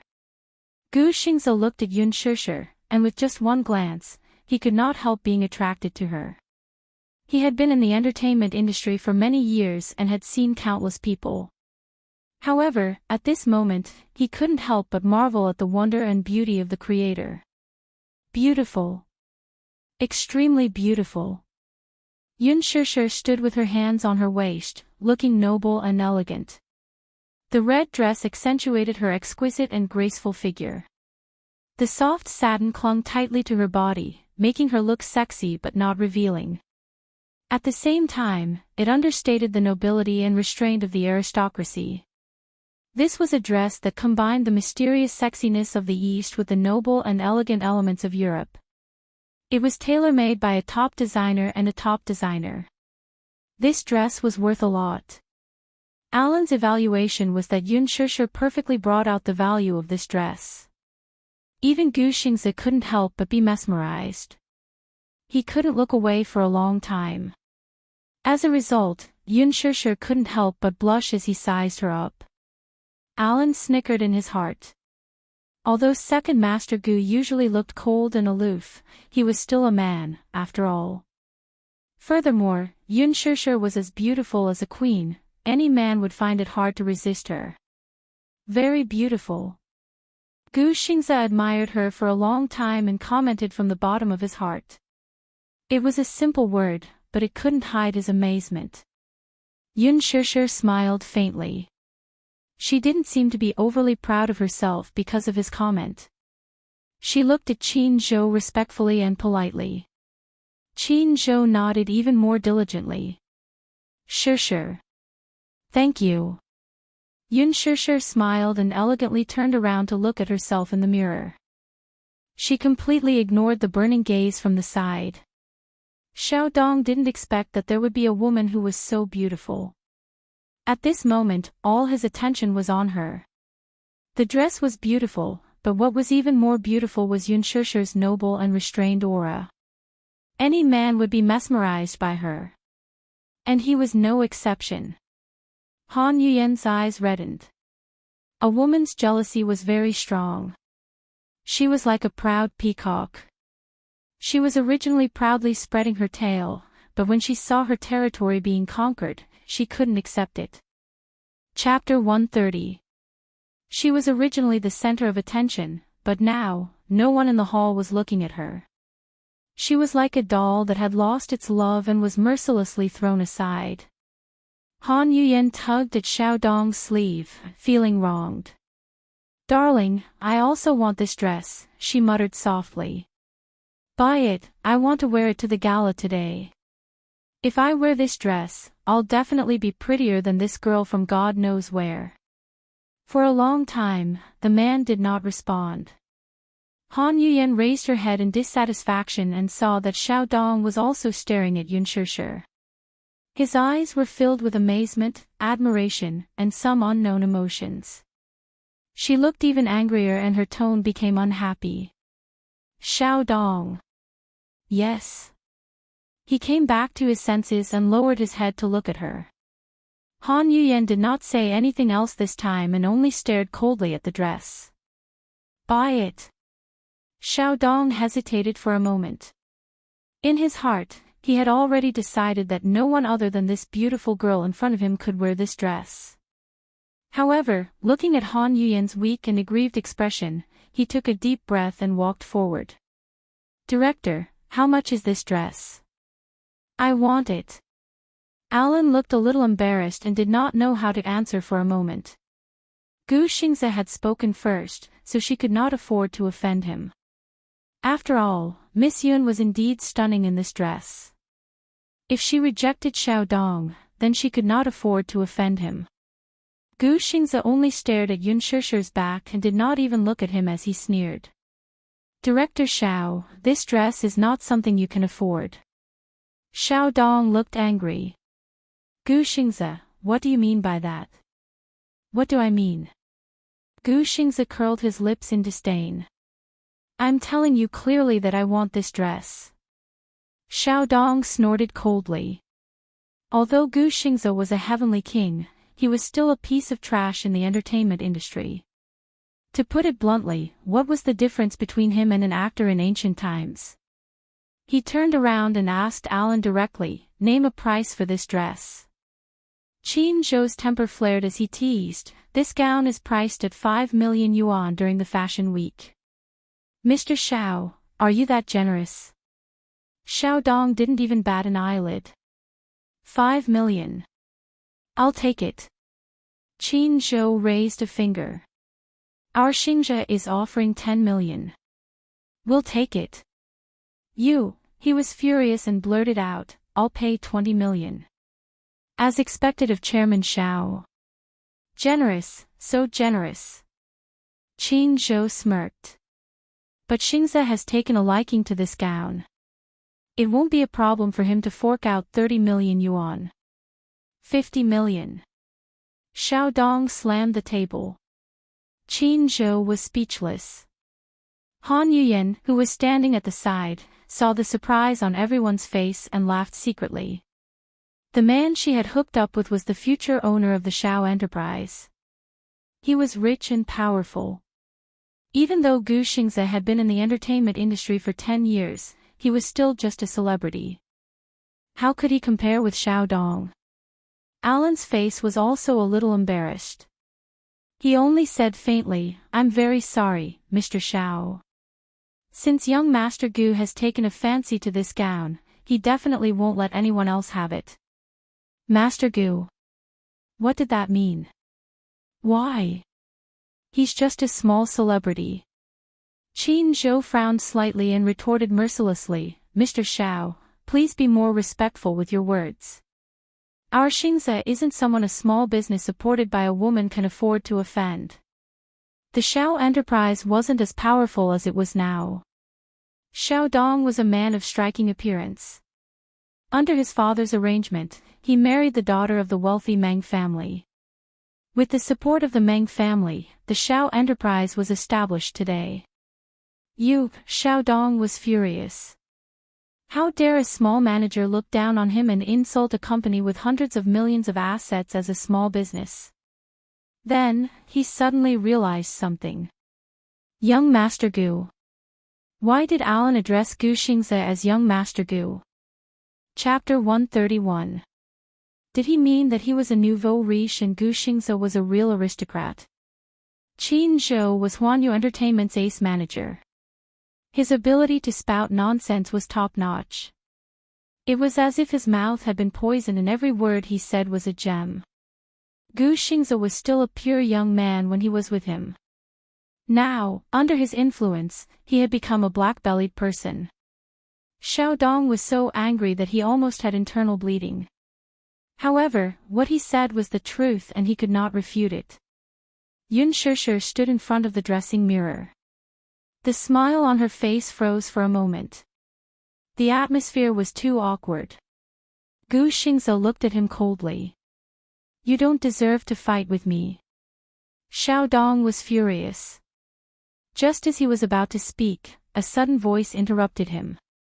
It's so lively today.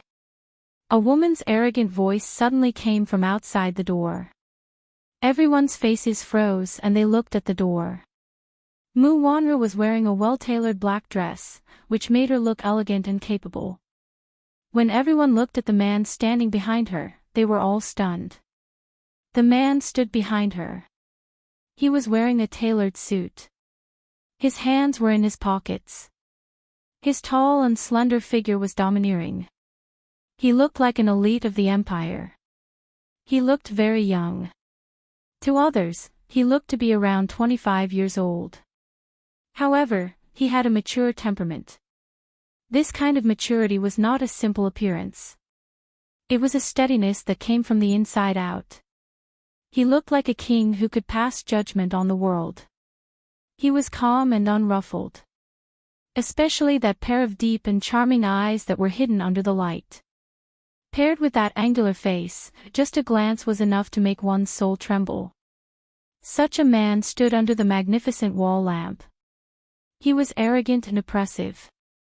Even Gu Xingze's aura was suppressed by him. Everyone had different expressions. Especially Yun Shishir. Her face, which was originally exquisitely made up, turned pale. She looked gloomy as she hid behind Gu Xingze. The man saw her immediately. A strange look flashed across his eyes. However, it quickly disappeared. Beside him was a boy in a small suit. His hair was neatly combed, but his handsome face was cold and unruly. It was him. Xiao Yichen. Yun Shishir's gaze fell on the child without blinking, and her lips began to tremble. She bit down hard on her lips and suddenly met Xiao Yichen's gaze. In a moment of confusion, she turned her face away from him. Xiao Yichen felt increasingly strange. This woman is really strange. Why did she look so unnatural when she saw him? She seemed to be avoiding him. Everyone had different expressions when they saw little Munchkin. Mu Yichen was the little crown prince of the Mu group. However, Mu Yaja was very protective of him. Even the experienced paparazzi could not catch Mu Yichen's trace. No one had ever seen Xiao Yichen's face in person.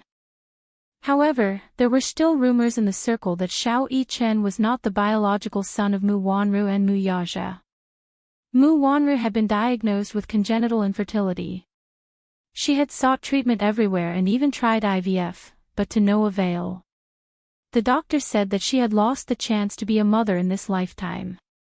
If she blindly tried IVF, her body would collapse due to the pain. Mu Wanru was heartbroken and had no choice but to accept reality. Xiao Yichen's biological mother was someone else. Even though this matter was kept under wraps, there were still insiders who leaked the news. Mu Wanru was furious because of this. Chapter 132. When Qin Zhou and the rest saw little Munchkin, they were surprised. For the past 6 years, young Master Mu had kept him well protected and never allowed him to be exposed to the media. Why was he wearing a British-style Armani suit? Was he planning to let the young heir show his face at the cocktail party? What surprised Qin Zhou even more was that, at first glance, he found the boy's facial features to be very familiar, as if he had seen them somewhere before. Qin Zhou snapped out of his daze and turned to look at Yun Shishir in surprise. However, she lowered her head and bit her lip. She looked very helpless. Her brows were tightly knitted and she hid herself behind Gu Xingze. Her left hand hugged her right arm in a defensive posture. If one were to look at her and Xiao Yichen separately, it would be difficult to make the connection. However, now that the two of them were facing each other, it was easy to make a comparison. If Mu Wanru wasn't Xiao Yichen's biological mother, Qin Zhou might have doubted it. However, now that Xiao Yichen was standing in front of him, it was a stark contrast. Although blood ties were mysterious, they couldn't fool anyone. Heredity was an even more mysterious thing. When Xiao Yichen and Mu Wanru stood together, they didn't look like mother and son. However, when he stood together with Yun Shishir, they looked like biological children. Qin Zhou's eyes darted back and forth between Yun Shishir and little Yichen. His gaze was somewhat secretive. Gu Xingze sensed Qin Zhou's scrutinizing gaze on Yun Shishir and Xiao Yichen. He shot him a warning look. Qin Zhou obviously received his warning signal and pursed his lips. He didn't know, but Gu Xingze couldn't calm down for a long time. Like everyone else, he had never seen the young master of the Mu family. This was the first time they were meeting. Unlike everyone else, he had seen the child beside Yun Shishir. He looked very similar to the young master of the Mu family. It was as if they were cast from the same mold. No one would believe that they weren't biological brothers. He was more shocked and confused than anyone else. The situation suddenly froze. The atmosphere was so quiet that it was as if it had been frozen. Alan was the first to react. He greeted the man respectfully, Chairman Mu. Chairman Mu. Xiao Dong also came back to his senses. He restrained his anger and greeted Mu Yaja respectfully, Chairman Mu, how have you been? Unlike his earlier arrogance toward Gu Xingze, Xiao Dong's attitude took a 360-degree turn this time. His bearing was dignified and his face was respectful. Although Gu Xingze was famous, he was after all, he was a celebrity. Mu Yaja was. The Mu's consortium was a big business. Even a small subsidiary company was far more powerful than the Xiaos. He could ignore Gu Xingze. Mu Yaja, however, could not. Han Yuyan had never seen Mu Yaja before.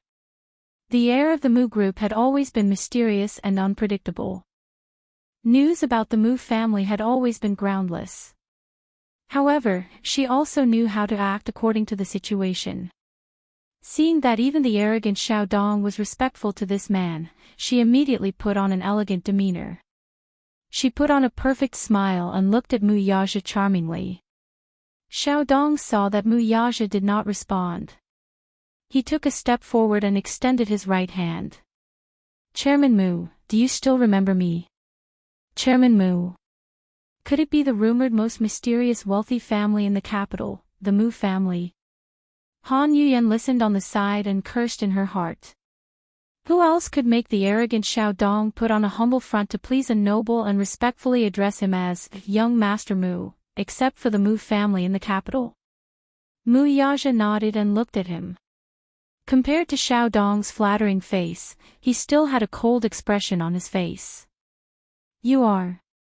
Xiao Dong's face froze. A nervous smile appeared on his face. Chairman Mu, have you forgotten? We met during the acquisition of Meng's enterprise. I've forgotten. Mu Yaja clearly did not have the patience to listen to his explanation as he brushed past him. Xiao Dong did not have time to withdraw his hand and Han Yuyan was still smiling elegantly. The scene was extremely awkward. Qin Zhou could not help but snort. He muttered, "You think too highly of yourself. You're just a nouveau riche. How dare you try to climb up the social ladder of a wealthy family?" His voice was very low, as if he was talking to himself, but he deliberately said it for Xiao Dong to hear. Xiao Dong's face turned green, and Han Yuyan's face was not any better. She was so embarrassed that her face turned red. Xiao Dong had put on an extremely respectful attitude, but he had been completely ignored. Xiao Dong was also very angry. What an arrogant man. Mu Yaja walked to Gu Xingze. There was a flaw in his cold expression. Two men. One was mature and arrogant. The other was gentle. One was extremely handsome. The other was elegant and handsome. However, Mu Yaja was taller than Gu Xingze. Therefore, it was inevitable that he looked down on him. In comparison, Gu Xingze's aura was slightly weaker. Mu Yaja's lips curled into a contemptuous and arrogant smile. The nonchalant smile on his face did not reach his eyes. So beautiful. He turned to look at Yun Shishir, who was behind Gu Xingze. She was dressed to the nines. His eyes were filled with surprise. He had seen this woman before. Her beauty was like a lotus flower in clear water. Her temperament was elegant and otherworldly. However, now, she looked noble and elegant in the gorgeous gown. The red and coquettish gown accentuated her graceful figure. The long gown was like a blooming rose. It was sexy and charming. At this moment, she looked like a beautiful aristocrat. Mu Yaja's lips curled into a smile as he added. This gown. Whether a gown was beautiful or not depended on the person wearing it. However, Yun Shishir was a little afraid of this powerful man. She could not help but take a few steps back toward Gu Xingze. Her small, jade-like hand could not help but grip the corner of Gu Xingze's shirt. Mu Yaja noticed this small movement. This proud and arrogant man was slightly displeased at this moment. Xiao Yichen stood aside and blinked. He felt that this woman was a little strange.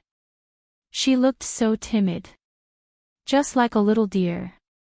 However, Xiao Yichen felt that this woman was really beautiful from the bottom of his heart. She was dressed in a luxurious red gown. It was especially elegant and noble. She was beautiful, but at the same time, she gave him a strange feeling. He felt like he had seen this woman somewhere before. Faintly, some fragmented dreams appeared in his mind.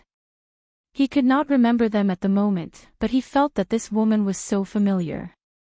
So familiar, it was as if there was some kind of deep bond between the two of them. This feeling was indescribable, but it felt very close. When he saw her for the first time, she did not feel unfamiliar. She even gave him an inexplicable warmth. This kind of warmth was too unfamiliar, but it was fascinating. He had never felt it even from his mother. Xiao Yichen tilted his head. His mind was a little messy. His dearest mommy was standing right next to him, but he felt so distant. An unfamiliar woman was standing in front of him, but he could feel her gentleness. Xiao Yichen pursed his lips and shook his head. Don't let your imagination run wild. Mu Wanra looked at Yun Shishir and saw the gown that was so beautiful that it was difficult to look at it directly. She felt even more dazzled. Yun Shishir, who was standing in front of Mu Yaja, looked like a fairy queen. She was luxurious and elegant, but she was just a commoner. How could she have the right to step in here? Empress was the fashion symbol of the aristocratic circle. How could a commoner be so ignorant as to invade her territory? Furthermore, she was in such a glamorous position. Wasn't this a provocation to her? Alan! Mu Wanra shouted in a low voice. Alan immediately smiled respectfully and said, "Yes, Miss Mu." Since when did Empress welcome a lowly commoner like her? Mu Wanru pointed at Yun Shishir arrogantly. Her voice was cold as if she was driving away a lowly beggar. Alan's face immediately looked a little awkward, but he cursed in his heart. If you're jealous, you can just say it directly. How did Miss Yun provoke you? Isn't she just prettier than you and more elegant than you? Miss Mu, you really don't choose your words carefully when you're jealous. Miss Mu, you've misunderstood. Miss Yun was invited by Xingzhe. Oh. Mu Wanru laughed arrogantly. Xingzhe, since when did you have such low standards to invite such a poor commoner to a place like this? Qin Zhou's face immediately turned cold. Miss Mu, please tone it down. Show some respect. People don't live too well. Since when is there a difference between nobles and commoners? There's no sign at the entrance of Empress that says commoners are not allowed in. As he said that, he pretended to cry. Miss Mu, the commoner you're talking about, are you referring to me? Mu Wanru's face turned pale. She endured it and said, I'm not talking about you. Then, is it our Xingzhe? Qin Zhou looked at her pitifully.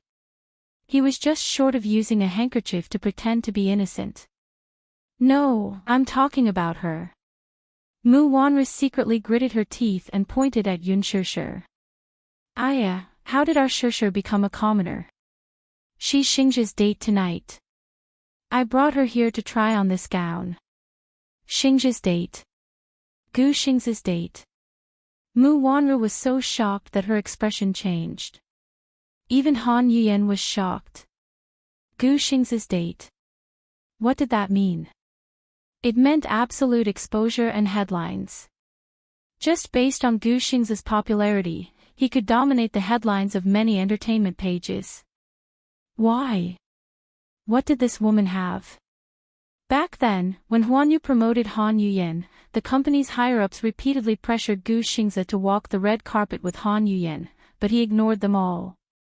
What did this woman have? Han Yuyan's eyes turned red with jealousy. Mu Yaja's gaze turned cold. Gu Xingzhe's date. Would she be attending Huanyu's annual cocktail party tonight? This woman was dressed up for another man. Chapter 133. Mu Yaja lifted his arrogant chin slightly and looked at Yun Shishir with a deep and cold gaze. An inexplicable sense of displeasure grew in his heart. He lifted his chin, especially when he saw Yun Shishir hiding behind Gu Xingzhe like a frightened cat. His thin lips curved into a cold smile. She was so wary of him, yet she was so close to another man. The great President Mu naturally felt uncomfortable. Hence, he looked at her deeply and turned his face away. He turned around and sat down on the sofa leisurely. The atmosphere was extremely strange. Xiao Yichen stood at the side, his handsome little face faintly showing a trace of displeasure. He didn't know why, but when he found out that Yun Shishir was Gu Xingzhe's female companion, he obviously felt unhappy. He actually felt that this woman and daddy looked very compatible when they stood together. Xiao Yichen was stunned by his own thoughts. God! Why would he have such a thought? It was too inexplicable. But this woman was very strange. He felt an inexplicable sense of closeness to her. Why? The little munchkin was a little confused. They were indeed father and son. Even their awkwardness was similar. Mu Wanru looked around arrogantly.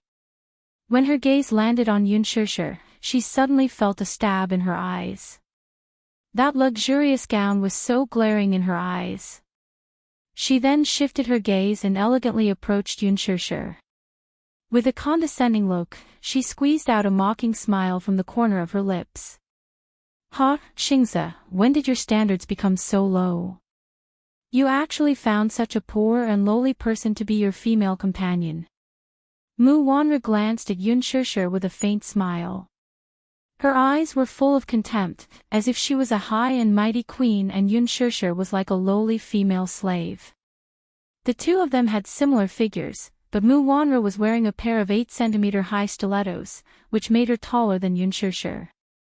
She raised her chin arrogantly. Yun Shishir looked at her calmly.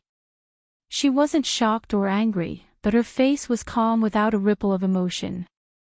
This is the work of Master Helen, who won the Fashion Week's Gold Award. Mu Wanru raised her chin high.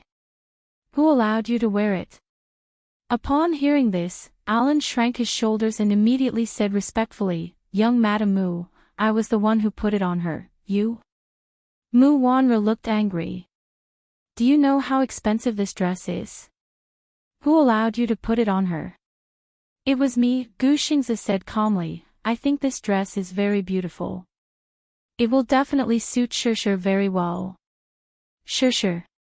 Why did he call her so intimately? Mu Yaja's eyes became colder. The unhappiness in his heart was getting worse and worse. Seeing Gu Xingzi speak, Mu Wanra softened her tone. Xingzi, this dress is Master Helen's work. It's very expensive.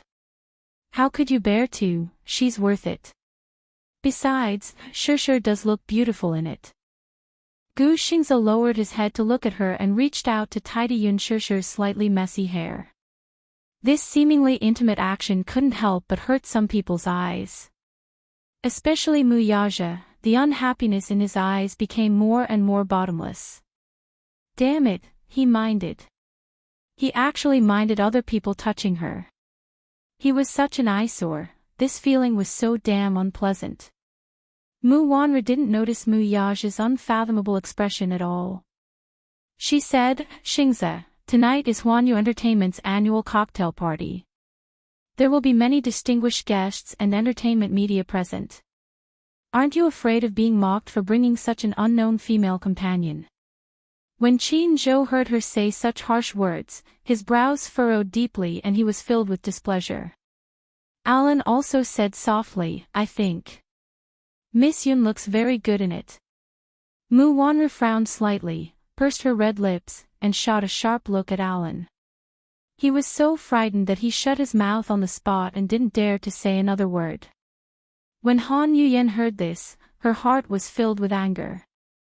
She had long disliked this girl who had neither fame nor family background. She detested her to the core. Mu Wanra's sarcasm seemed to have helped her vent her anger and supported her. She was happy and mocked her. What young Madame Mu said makes sense. A poor person will always be a poor person. No matter what she wears, she still looks poor. A sparrow will always be a sparrow. She still wants to fly up and become a phoenix. She's dreaming. Mu Wanra tidied her clothes and elegantly crossed her arms. Han Yuyen's young Madame Mu was very pleasing to her ears. Han Yuyen's mouth was as sweet as honey. As long as there was a chance for her to climb up the social ladder, she would never let it go. As she spoke, she held Xiaodong's arm and sneered, her eyes full of disdain. I say, don't embarrass yourself here. Go back to your slum. Qin Zhou raised his eyebrows and sneered. You said that our Shishir is poor. Heavenly Queen Han, are you from a noble family? Han Yuyen was speechless. Of course she was not. On the contrary, her family was poor since she was young. Her family of 5 was squeezed into a small house. She was the one who was born in the slum. It was because she had tasted the taste of poverty since she was young that she developed a vain personality. When she graduated from junior high school, she entered an art school early and became an art student. She did not have the talent for learning and did not have the conditions to do so. It was only until she auditioned for a movie before she graduated that she was lucky enough to get that role that she successfully made her debut. In order to make her debut, she did not hesitate to use any means and suffered some hardships. Now that she was famous, the hardships were over. However, there were still many media outlets that made irresponsible remarks about her being uncultured. This had always been her sore spot. Qin Zhou saw her embarrassed expression and sneered. Our Shishir is still a university student. No matter what, she's still a top student. Moreover, our Shishir is also highly regarded by Director Lin. Director Lin. Han Yuyen's expression changed. Director Lin. Which Director Lin? You're really forgetful. You don't even remember the teacher who made you famous. Qin Zhou said indifferently. Lin Fengtian. How could she forget? He was one of the most talented directors in the Chinese film industry. The 2 movies he directed had been the box office champion for 3 years in a row. Wasn't he preparing to film a movie based on a famous youth novel? Could it be that she was the female lead? Mu Wanra's eyes were filled with surprise. On the sofa, Mu Yaja's handsome face also showed a hint of surprise. Han Yuyen suddenly sneered. How is that possible? Why would director Lin choose her as the female lead? What right does she have? She was able to get the role of the female lead in Bamboo Dragonfly because she hooked up with the biggest investor of the movie. Because of this, Lin Fengtian was very dissatisfied with her and did not treat her well. What right did Yun Shishir have? Could it be that she also used the unspoken rules? What right does she have? When Gu Xingze heard this, he smiled. As if there was no one around, he stretched out his arm and pulled Yun Shishir to his side. His gaze was full of tenderness as he looked at her. Although some people come from ordinary backgrounds, their aura is elegant and refined. Although Yun Shishir is not famous, she is the most beautiful girl I have ever seen. Mu Wanra looked at Gu Xingze and suddenly understood. Gu Xingze wanted to use his popularity to get more media exposure for Yun Shishir. He wanted to pave the way for her. It was obvious that Gu Xingze was very satisfied with this female lead that Lin Fengtian had chosen. Otherwise, given Gu Xingze's proud and aloof character, he would not have used his high popularity to promote her. This Yun Shishir, what did she do? Why was she always favored by the heavens? I don't care who chose her. She is not welcome here. Mu Wanra's eyes were full of viciousness. Her voice was distorted because of jealousy. Take it off and get out. When Yun Shishir heard this, her face showed a trace of embarrassment. How could this woman humiliate her like this? It was too much. She smiled and asked, why should I? Would she take it off just because she asked her to? She, Yun Shishir, was not someone who would be bullied. Mu Wanra laughed arrogantly, as if she had heard the funniest joke in the world. You are asking me why?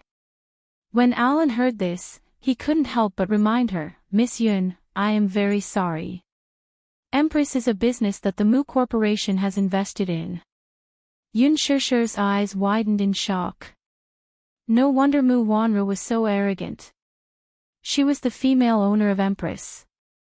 Gu Xingze smiled and said, I will buy this gown. Mu Wanra sneered. Not for sale. 100 million, Gu Xingze said without batting an eyelid. As soon as he finished speaking, even Qin Zhou, who was standing beside him, was shocked. Oh my God! Xingze! Was he crazy?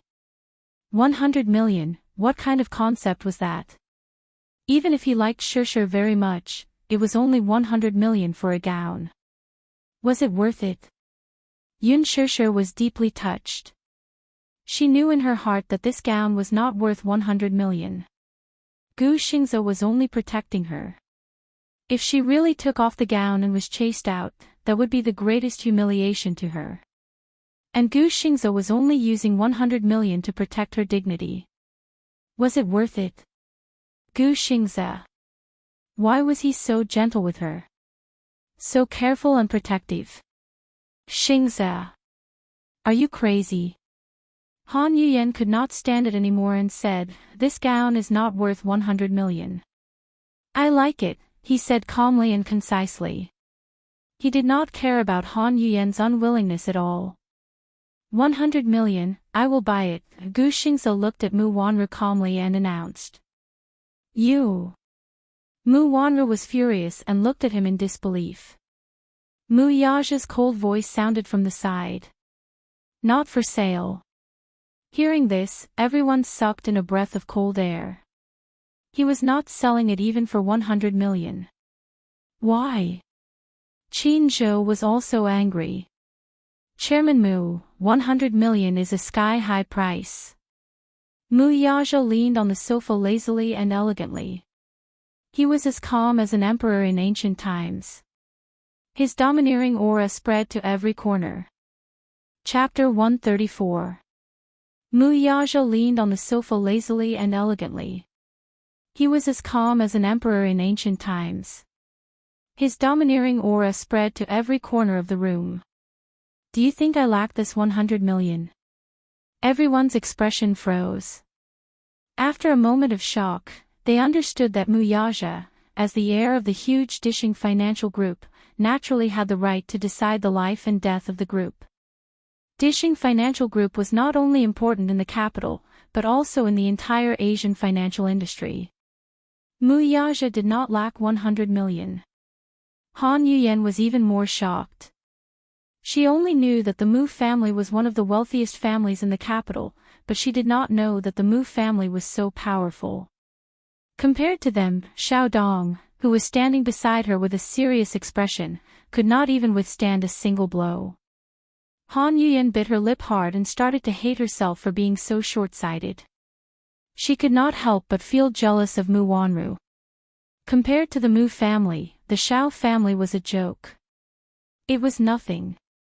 Mu Yaja's overbearing provocation stunned Gu Xingze and Yun Shishir.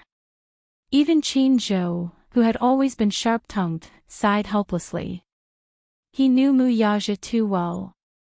Obviously, he was going to challenge Gu Xingze to the end. Gu Xingze's face darkened. His eyes, which were usually as cold as water, had a trace of bone-chilling sharpness. He frowned and turned his face away. The two men stared at each other across the room. Instantly, the air was filled with tension. "President Mu, this gown is in the shop, but you're not selling it. What is the meaning of this?" Mu Yaja curled his lips elegantly and stood up slowly. As he moved, the air in the exhibition hall was filled with his aura. For a moment, the air became even more tense. "It's my right to decide whether to sell it or not. No one else has the right to interfere." Gu Xingze's eyes were cold and his muscles were stiff. He was about to speak when Yun Shishir grabbed his sleeve.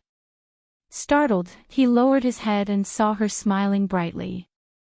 She said plainly, "Xingze, thank you for your kindness. However, I'd better take off this dress." "You don't have to be afraid. This dress suits you very well. I still like the white evening gown that you and Qin Zhou picked out." "I like it very much." Yun Shishir shook her head and interrupted him. Han Yuyen heard this and sneered, "Humph. This empress was the Mu family's business, so the ownership of this dress was naturally decided by Chairman Mu. Chairman Mu loves young Mistress Mu dearly. Why would he give her up?" These words were truly ear-piercing. For some reason, Yun Shishir felt especially heartbroken when she heard this. This Mu Wanru was his fiancée. Naturally, he would not hand over the most beautiful evening gown to someone else. But why did her heart feel stuffy? Yun Shishir suddenly laughed mockingly. What was there to question? If he did not love his fiancée, was he going to love her? She was no one to him. However, Yun Shishir did not care much about it in her heart. Although this gown was luxurious, if she wore it tonight, she would definitely steal the limelight and attract everyone's attention. However, she was just a newcomer. She had no background and no works. If she was too ostentatious, she would definitely attract unnecessary trouble. She was not a vain woman. She did not care about what others thought of her. Yun Shishir smiled and walked to the fitting room. She elegantly lifted the corner of her dress. Her steps were calm and her back was straight. There was no trace of embarrassment or disappointment. She was calm and composed. Instead, it made those who were waiting to see her embarrass herself at the side. Mu Wanru and Han Yuyen's resentment was like a fishbone stuck in their throats. Initially, they thought that Yun Shishir would run back to the slums like a pathetic Cinderella after being humiliated in such a manner. They also thought that she would be full of schemes to climb up the social ladder. Alas, she did not. Yun Shishir's calmness and composure set off Han Yuyen and Mu Wanru's viciousness and hypocrisy. Xiaodong stared at Yun Shishir's proud back view with infatuation. Her heart was filled with shock. The situation just now was destined to embarrass her. In front of Mu Yaja, no one present had the right to defend her. Yet, she was able to retreat so calmly, without even a trace of embarrassment. She was different from Mu Wanru. Although Yun Shishir was not a real aristocrat, some women were like this. The aristocratic temperament and the elegance of royalty seemed to be innate and difficult to replicate. Mu Yaja looked at her back view. His deep eyes slowly narrowed and a deep meaning flashed across his eyes. He could not see through her. He originally thought that with his humiliation and arrogance, he would appreciate her weakness, helplessness, and panic. However, from the beginning to the end, she was so elegant that he could not see through her.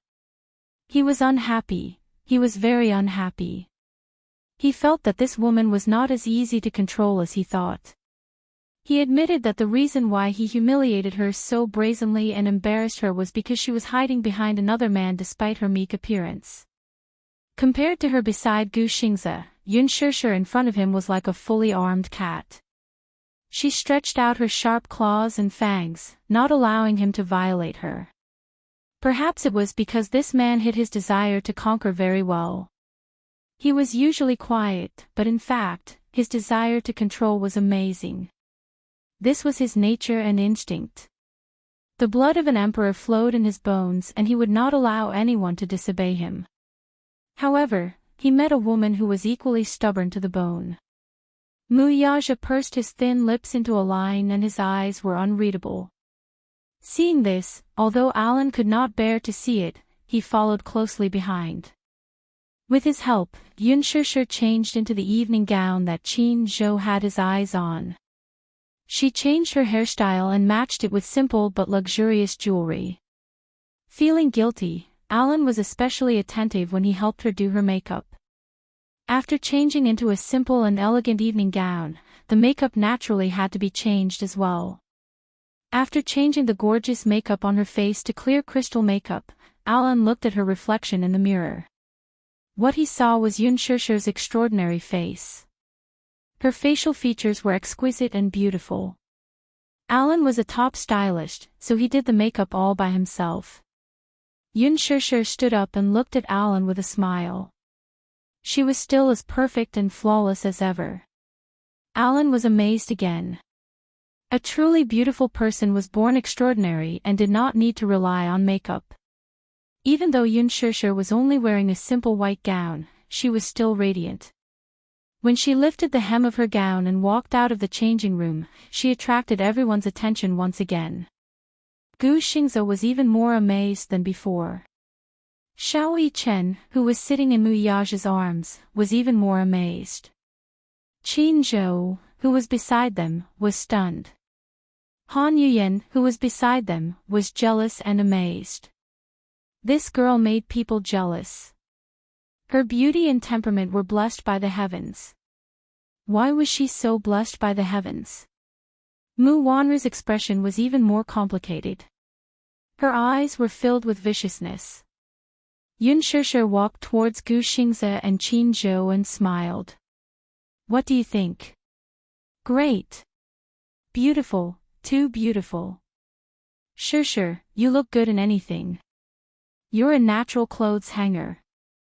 As he spoke, Qin Zhou looked at Han Yuyan meaningfully.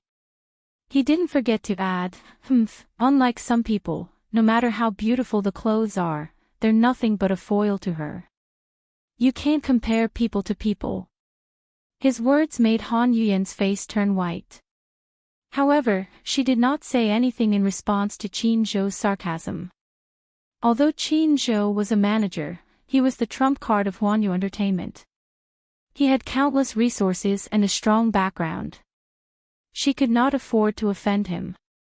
Gu Xingze also said, Qin Zhou, you have good taste. This dress is beautiful. Shishir looks good in anything. Qin Zhou was mesmerized. Yun Shishir smiled. You're flattering me. Manager Qin, you have good taste. You have such a sweet mouth. I feel good hearing it. Gu Xingze looked at her. The haze in his heart was instantly swept away. He turned to Alan and said, I'll take this dress. Put it on my tab. Alan nodded and carefully observed Mu Yage's expression. He did not know why, but it seemed that Chairman Mu was paying special attention to this newcomer. He saw that Mu Yage's eyes were lowered and he did not even look at her. It was as if he did not care about her at all. Alan pursed his lips. Did he misunderstand? He felt that Chairman Mu was paying special attention to her. Now, he was showing his cold face again. A man's heart was like a needle at the bottom of the ocean. Especially for a man as mysterious as Mu Yage, no one could guess what he was thinking. He did not even look at Gu Xingze and Yun Shishir until they left. Mu Wanru immediately asked Alan to bring the dress that Yun Shishir had changed out of. She happily walked into the fitting room and could not wait to put it on for her. She did not like this dress at first. Compared to the rose red, she preferred the elegant purple. However, Yun Shishir looked so stunning in this dress that it attracted his attention. She was naturally unwilling to accept it. Why could she be so dazzling? She had to prove that she would look just as radiant when she wore this dress. She was eager to prove it to everyone. There was no time to delay. Not long after, she pretended to walk out in the dress. She thought that this dress would be even more stunning on her. However, when she walked out with her chin held high and waited for everyone's praise, everyone's eyes dimmed when they looked at her. Even Han Yuyen almost laughed out loud. It was too tacky. This elegant evening gown actually looked a little gaudy on her. Whether the dress was beautiful or not depended on the person wearing it. If the person was ordinary, they would not be able to wear such a luxurious dress. When Yun Shishir wore it, she was the dress. When Mu Wanru wore it, she became the dress foil. For a moment, the atmosphere was silent. There was an awkward silence. Han Yuyen knew how to judge the situation. She quickly smiled and praised, Young Mistress Mu, you look so beautiful in this dress. Chapter 135.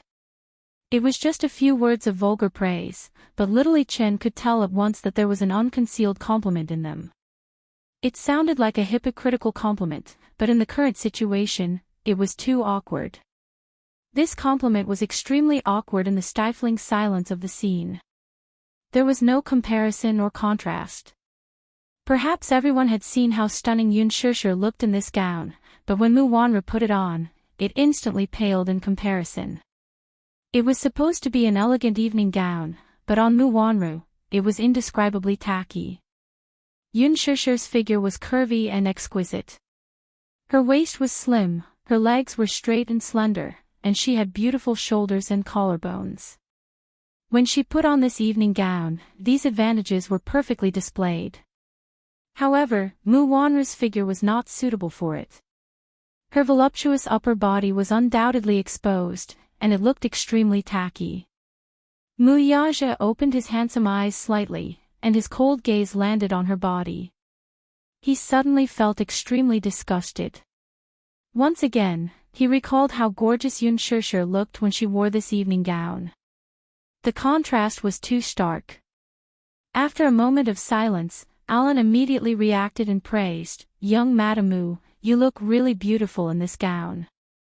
It was fine if he didn't praise her, but once he did, Mu Wanru's face completely collapsed. Looking at the awkward and dazed faces of the people around her, Mu Wanru looked unhappy. However, she still forced a smile and said, Why? Don't I look good in this gown? Han Yuyen smiled and said, You look good. It's very beautiful and suits your temperament. Empty praise. She really didn't know what to praise. It was a woman's nature to compete and be jealous. How could Mu Wanru allow Yun Shishir to steal all the limelight from her? However, Xiao Yichen was still a child, and he didn't know how to pretend to be a snake. He frowned and said, Mommy, you don't look good in this gown. Han Yuyen's eyebrows twitched. How could this child be so honest and directly expose her? Little Munchkin's next sentence made Mu Wanra vomit blood. This evening gown looks better on that pretty sister just now. This dress doesn't suit mommy, let's change to another one. Mu Wanra's face darkened. Han Yuyan smiled and said, children's words carry no harm. Young Master Mu, children's words carry no harm.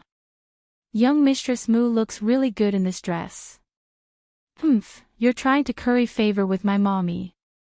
Are you trying to embarrass my mommy at the party? When Xiao Yichen saw that someone was questioning his sense of beauty, he retorted with a displeased expression and accused her of being a bad person. Han Yuyan gritted her teeth in anger. She was afraid that Mu Wanra would believe the child's words and misunderstand her intentions. She quickly said, young Mistress Mu, I didn't mean that. Mu Wanra ignored her and walked up to Mu Yaja. She smiled and asked, do I look good in this? She stubbornly wanted an answer from him. It didn't matter what other people thought. His affirmation was better than 1,000 words of praise from others. Now that she had lost all her dignity, Mu Yaja only needed to say one word to save her face. If he said that she looked good, who would dare to question him? Mu Yaja's words were no doubt an imperial edict. Who would dare to refute him? Chapter 136. Mu Yaja slowly raised his head and looked at her. There was no surprise or admiration in his eyes, only a trace of impatience and coldness, which made Mu Wanra's heart turn cold. Take it off. With an extremely cold order, Mu Wanra instantly froze on the spot. Why? Did I say that you can wear this? Mu Yaja sneered. Mu Wanra's expression froze and turned ugly. She didn't understand. Usually, Mu Yaja would unconditionally satisfy her requests. She had whatever she wanted. He had always pampered her, and no matter how harsh her requests were, he would easily satisfy them. Why was he suddenly as cold as ice towards her? Why? Why do you want me to take it off? Am I not comparable to her? That bitch. Take it off. I'll give you 5 minutes to change into another one. Mu Yaja said as he raised the watch on his wrist. He had obviously started to calculate the time. No, I won't take it off. Mu Wanra's eyes turned red. I just like this one. I want to wear this to tonight's cocktail party. Mu Yaja's lips curved into a cold arc as he said coldly, my patience is limited. Ksha. Mu Wanra was shocked. She had never seen him treat her so coldly. Yun Shishir, that damn bitch.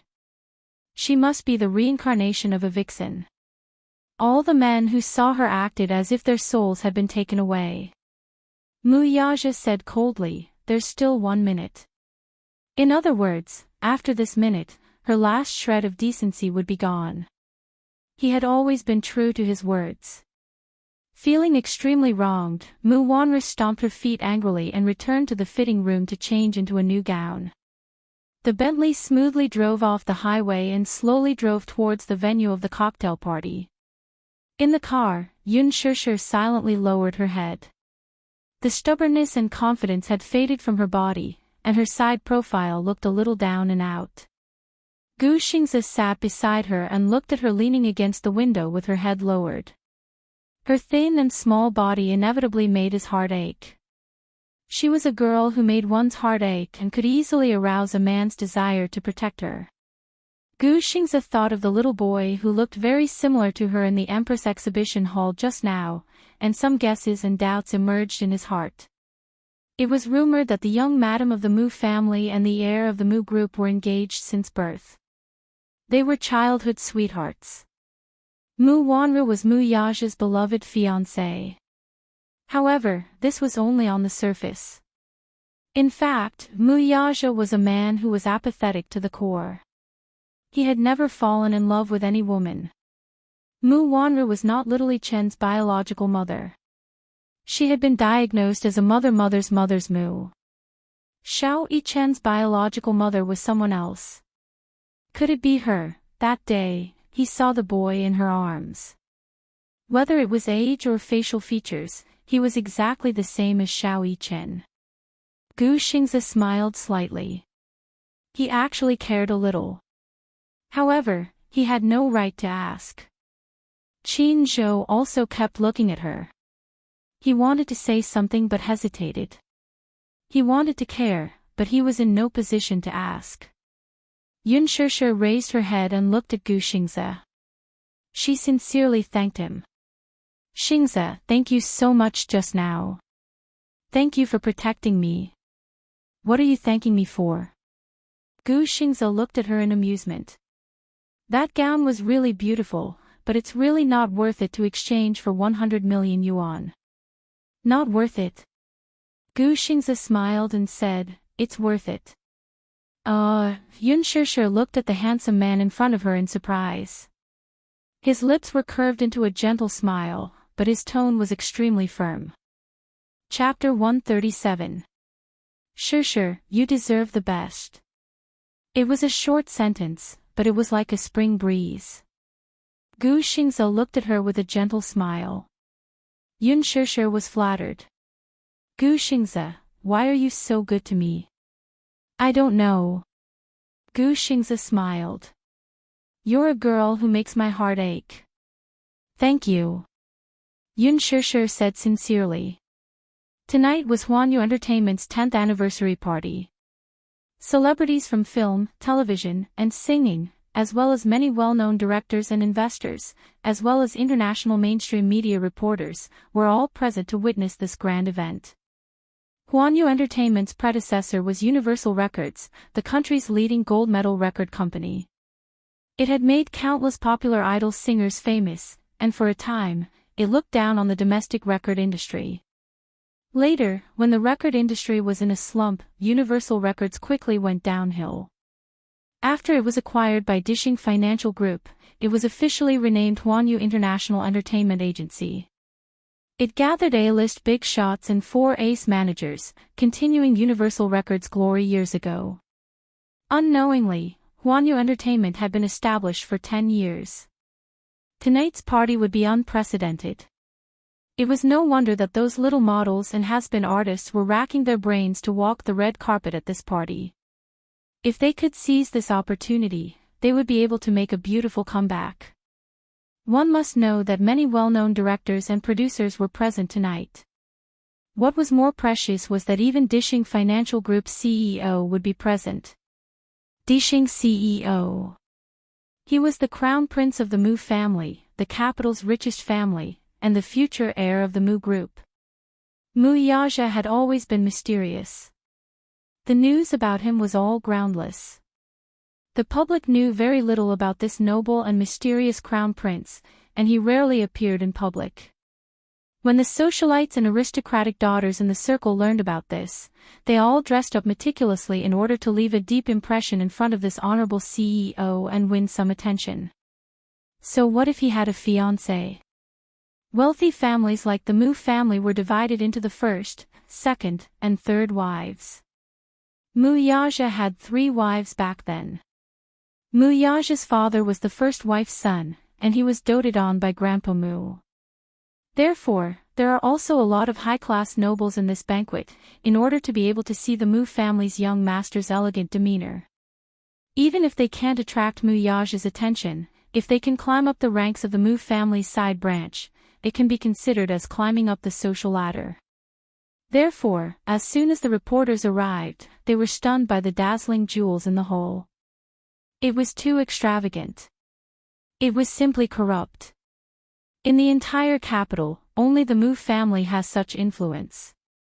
In order to participate in this event, Yun Na deliberately gritted her teeth and spent a fortune to rent a luxurious Bentley for 2,000 yuan. The Bentley drove into the venue and stopped at the entrance. Yun Na immediately tidied up her outfit, especially the beautiful jewelry around her neck. She adjusted it to the best angle to ensure that the media could capture it from the first angle. For the sake of gaining exposure, Yun Na could be said to have taken great pains and strived for perfection in everything, and it was all for the sake of attending the grand event in a grand manner.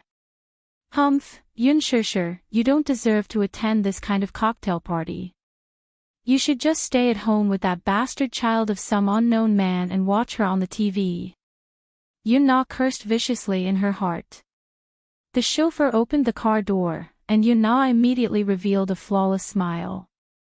She proudly raised her chin, straightened her back, and gently tucked her hair behind her shoulders before gracefully stepping onto the red carpet. Her appearance attracted the attention of many female celebrities. Chapter 138. Van Cleef & Arpels was the most expensive jewelry brand. Among them, the Secret Garden series was the most favored by celebrities. The Vicomte from the Secret Garden series was one of a kind in the world. The moment Yun Na walked on the red carpet, she immediately attracted everyone's attention. When the media saw her, they all raised their cameras and took pictures of her. The other female celebrities couldn't help but talk among themselves. Their eyes were fixed on her. Who was this newcomer? The gown she's wearing is Armani's new spring collection. Oh my God, look at the necklace on her neck. It's from the Secret Garden series. I heard that the gems on it are worth tens of millions. It can't be a fake, right? This Vicomte is out of print. It's only sold in limited quantities worldwide. Ordinary people can't buy it. It must be a fake. This Vicomte can't be bought even if you have the money. I don't know where this unknown newcomer came from. She's even wearing a fake jewelry. Humph. I heard that there was a sugar daddy who wanted to buy this necklace at a sky-high price. The crowd was talking about it. Yun Na couldn't hear what the socialites were talking about. She only felt that she was the center of attention. Many pairs of envious and jealous eyes fell on her.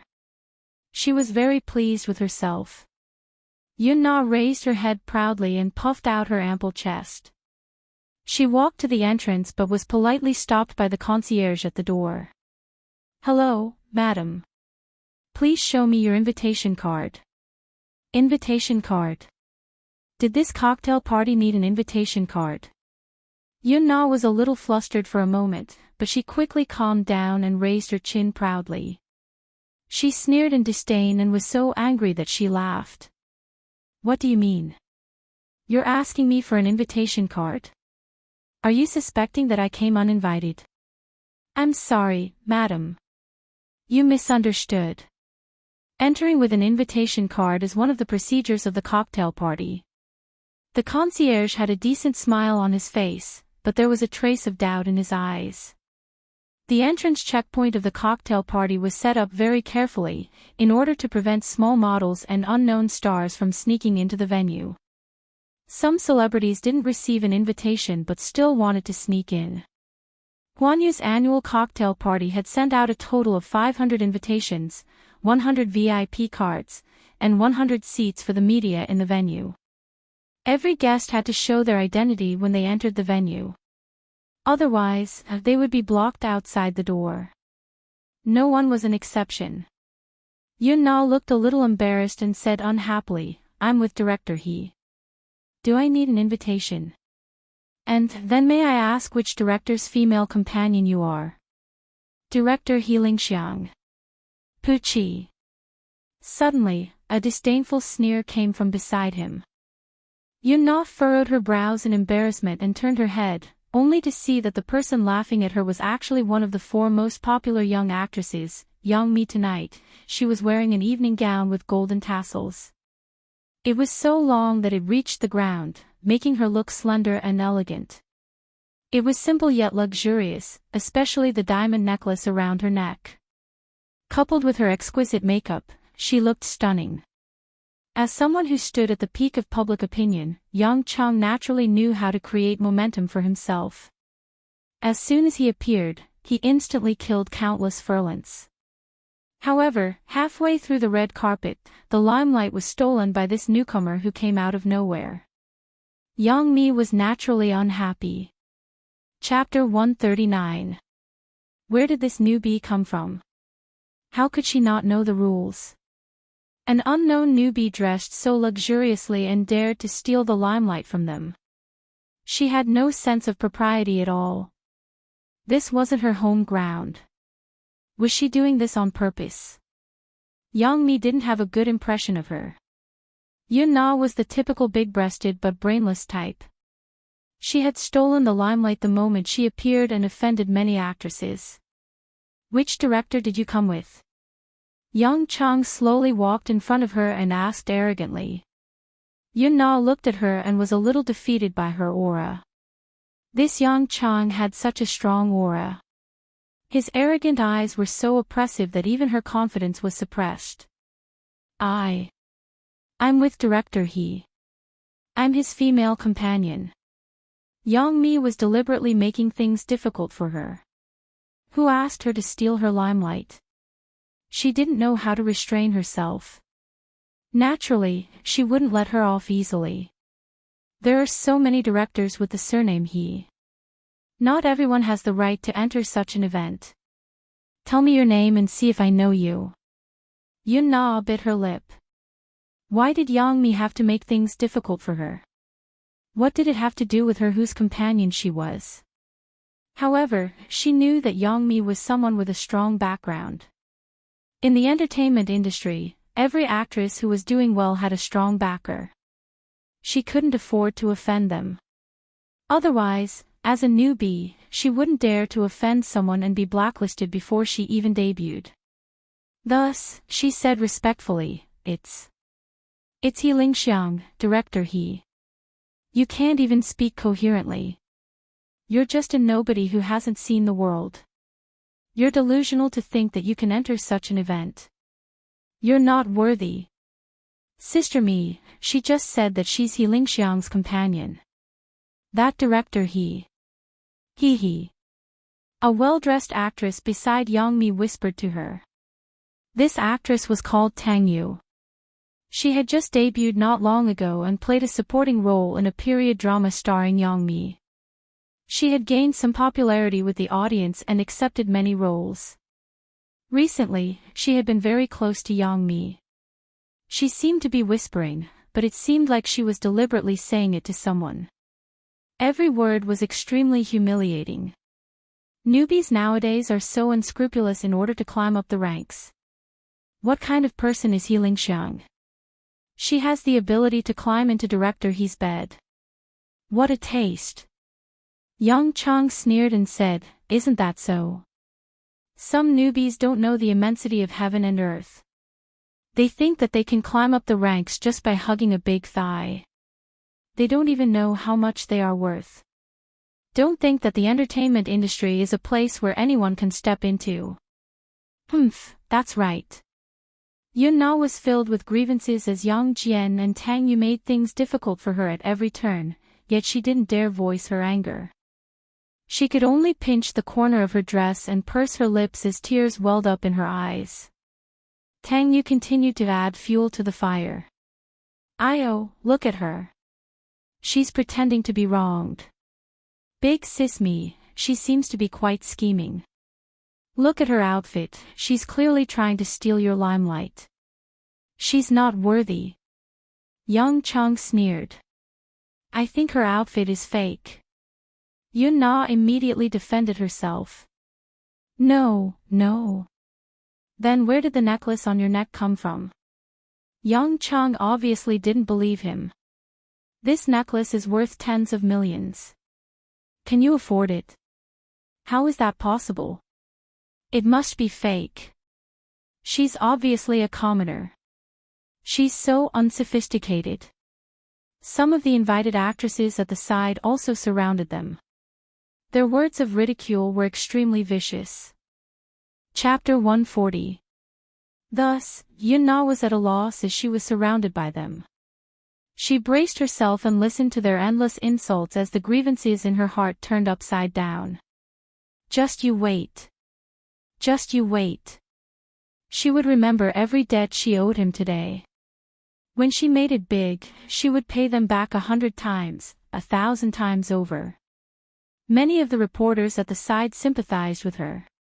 This newcomer had offended many seniors before even entering the venue. She was really pitiful. However, this was the industry. As a newcomer, you had to know how to keep a low profile. Otherwise, it would be easy to offend people. Therefore, no one stepped forward to help her. Youngmi had a high status in the industry. Now that her career was at its peak, her 8 years of acting had accumulated a lot of popularity with the audience. No one dared to offend her. What's going on? Why are you all blocking the entrance? A man's low and cool voice came from not far away. Everyone turned around in surprise and saw Lee Jushin standing behind them. He was wearing a custom-made suit today. It was well-tailored and extraordinarily elegant. His handsome face attracted countless screams when he entered the venue. Lee Jushin was a popular young actor newly signed by Hwanyu Entertainment. He was elegant and handsome. Blessed with a unique appearance, he had already starred in 2 commercial blockbusters and 5 idol dramas in just 2 years after his debut. He was very productive and had a lot of resources in his hands. He was a popular idol promoted by Hwanyu Entertainment. Yun-na looked at him, but his gaze fell on her. He saw that she was in a sorry state and felt wronged. As if she was clutching at a life-saving straw, Yun-na pursed her lips and looked at him pitifully. Her pair of beautiful red eyes made people fall in love with her. Lee Jushin couldn't help but feel pity for her. He looked at Youngmi and said, "Sister Mi, why aren't you entering the venue?" Lee Jushin and Youngmi were brothers and sisters in the same company and had a good relationship. Previously, the two of them starred in a period drama together. The ratings were very good and there was even a rumor that the two of them fell in love with each other. The rumor had occupied the headlines for several months. Youngmi said, "It's all because of this little B***tch blocking the way. She's just a newcomer, yet she's so ambitious and wants to steal the limelight." Lee Jushin smiled. "Sister Mi is so beautiful. Tonight, you'll definitely be the center of attention." When Young Chang heard his praise, she naturally enjoyed it. Her face couldn't help but blush as she pouted, "Jushin, you're also very handsome today. Tomorrow's headline will definitely be yours. Thank you for your guidance, Sister Mi." However, at this juncture, the media was already waiting at the reception. "Big sis Mi, don't be so calculative with a newcomer. Otherwise, if word gets out, the media will exaggerate and say that you're abusing your power to bully others. That won't be worth it," Lee Jushin advised. "Yes, you're right." Obviously, Young Chang had taken his words to heart. She stepped forward and naturally held his arm. Lee Jushin smiled elegantly and entered the venue with her. Yun-na stared blankly at Lee Jushin's departing figure, and her heartbeat couldn't help but quicken and thump. Tang Yu didn't continue pestering Yun-na when he saw this. He grunted coldly and warned her before entering the venue as well. Not long after, He Lingxiang arrived. Chapter 141. Reading on her phone. Reading on her phone. Bai Ran nodded and turned on her phone. She could already surf the internet normally. Gu Qingze booked a hotel pickup service. When they arrived at the hotel, it was already 4 in the morning. Bai Ran had a feeling that they would probably spend the next day in the hotel. She felt that it would be a waste. Gu Qingze seemed to have seen through her thoughts and comforted her. "It's okay. If you're really tired tomorrow, you can rest in the hotel. Anyway, tomorrow's itinerary hasn't been decided yet." Bai Ran was a little worried. Isn't it too extravagant?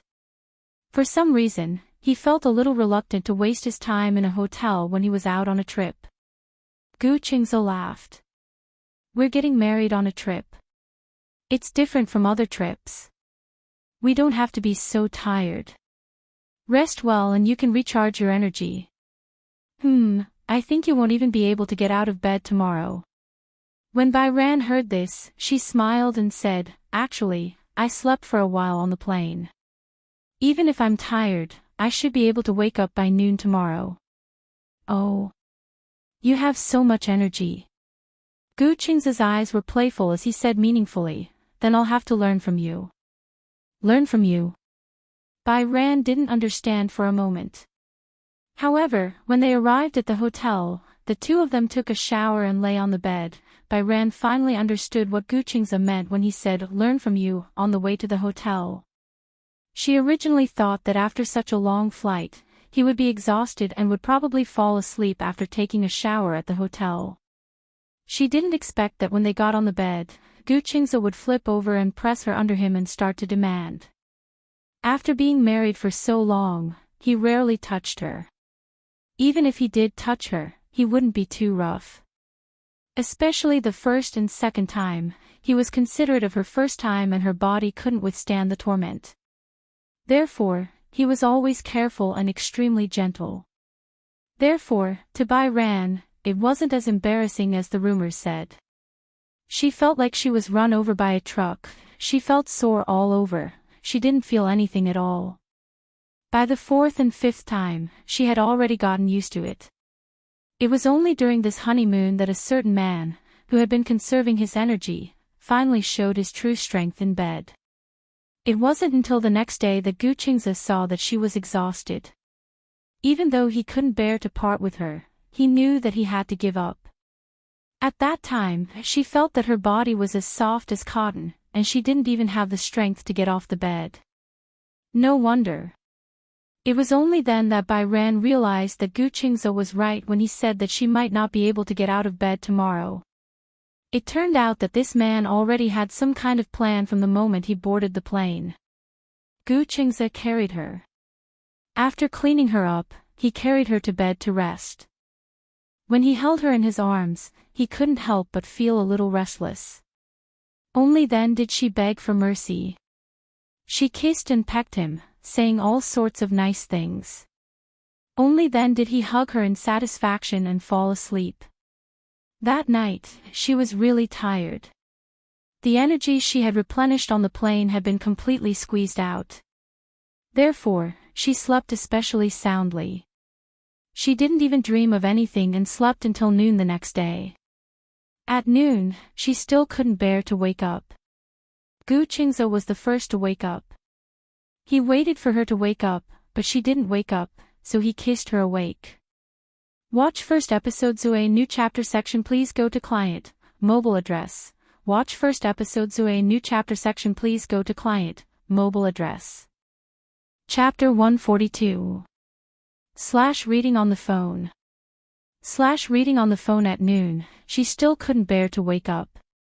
Gu Qingze was the first to wake up, but she didn't wake up no matter how long he waited, so he kissed her awake. Bai Ran had been tormented by him until very late at night, and a woman's stamina was not as good as a man's. Although she had rested enough and didn't feel sleepy, after an entire night of passion, she opened her eyes but didn't have the strength to get out of bed. Gu Qingze kissed her awake, so he naturally wouldn't waste the rare honeymoon opportunity. Although they were getting married on a trip, Bai Ran and Gu Qingze had agreed to include a honeymoon in the trip. Especially, it was when he saw Bai Ran wake up. Her sleepy eyes were surrounded by smoke. Although she had just woken up and was in a daze, her skin was surprisingly good and had the texture of egg white. The more Gu Qingze looked at her, the more he held her face and kissed her more and more passionately. The more he kissed her, the more he wanted to have her. Under Bai Ran's half-hearted resistance, he had her twice. It was as if he wanted to vent all the passion and vitality he had accumulated over the past 20 years on this woman in this limited and short period of time. Gu Qingze had been forbidden for too long. It wasn't that he hadn't thought about the relationship between a man and a woman. After all, he was an adult man and naturally had needs. However, he was different from ordinary men. Forget about what happened, even ordinary kissing and hugging could not be done without a foundation of feelings. It was almost instinctive for him to think about love. It wasn't that he hadn't thought about the relationship between a man and a woman based on feelings. It wasn't purely because he couldn't let go of Bai Ran. At that time, he didn't have any expectations of meeting Bai Ran again. As for the Gu family, they basically turned a blind eye to his relationship problems. Gu Jinglian felt that dating and marriage were two different things. Hence, he was open to dating.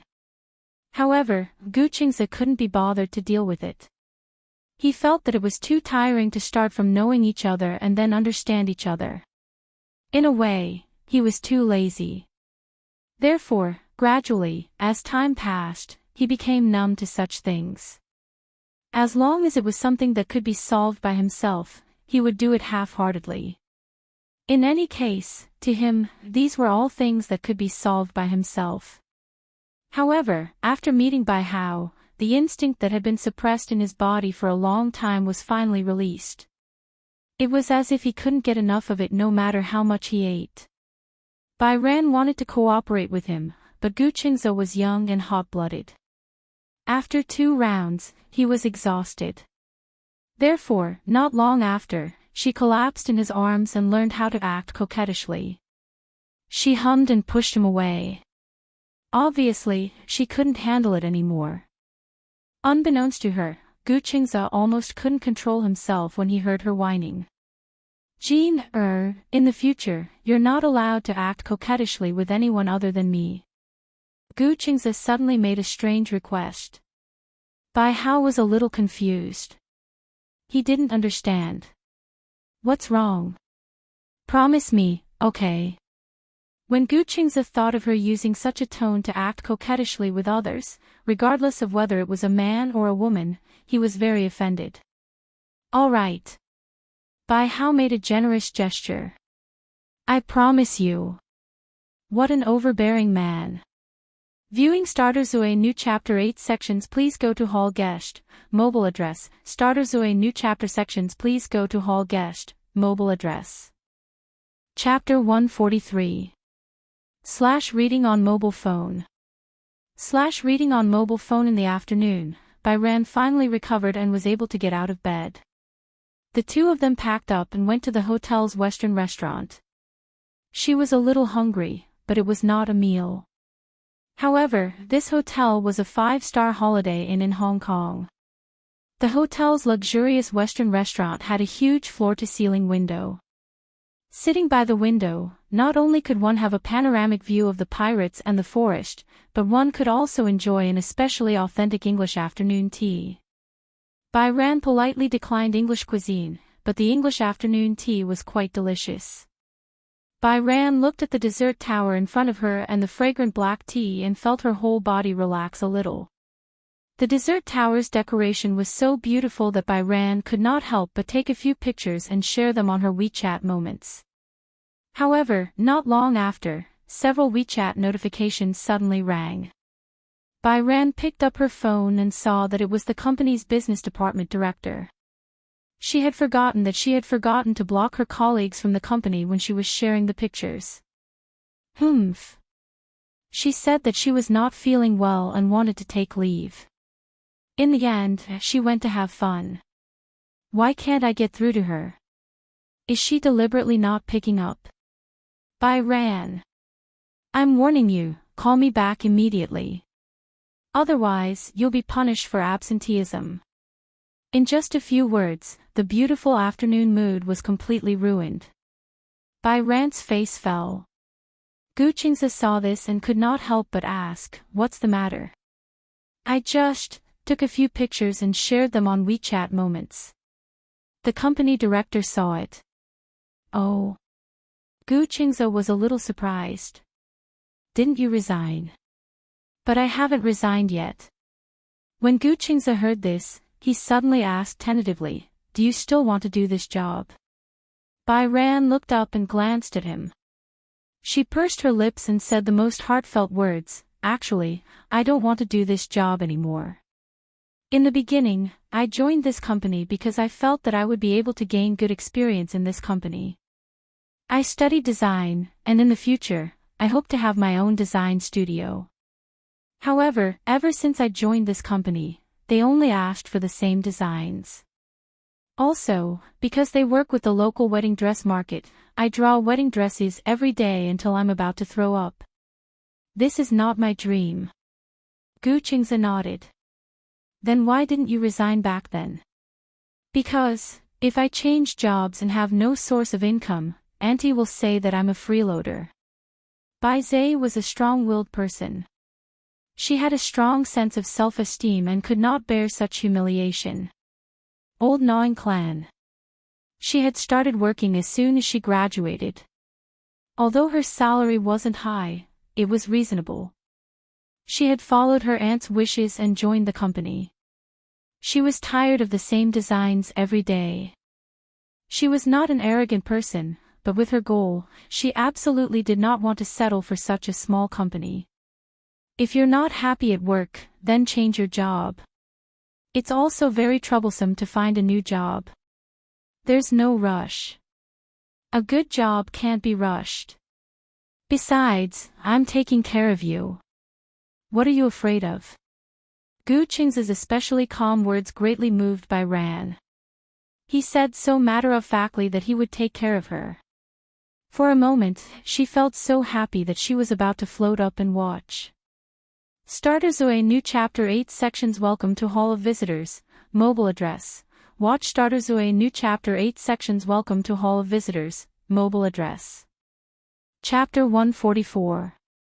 For the first time in her life, Bai Ran had the feeling that she had someone backing her up. Unconsciously, the corners of her lips curled up as she secretly laughed. Gu Qingze saw that she was laughing and could not help but reach out to pinch her cheeks gently. What are you laughing at? I feel like you're my big backer. Now that you've said that, I feel more confident. Actually, Bai Ran was not a career-oriented woman. However, she was a person with a strong backbone. Especially after living under someone else's roof for so many years, she believed that no matter what, she had the ability to back herself up. However, after graduation, under her aunt's urging, she found a company and hurriedly started work. She did not consider her career direction and prospects. After joining the company, she designed a bunch of wedding dresses. She was almost numb to it. Originally, designing wedding dresses should have been a blissful thing. However, she often had to work overtime due to large orders. At her peak, she had to submit more than 10 design drafts a week. Although she did not earn much, as long as it was a design, she had to put in a lot of effort. Therefore, almost every design draft was a masterpiece. This was also the reason why the company did not let her go. If it were not for Bai Ran's soft temper, with her talent, after working for a year in this small design company, she would have been the head of the design department.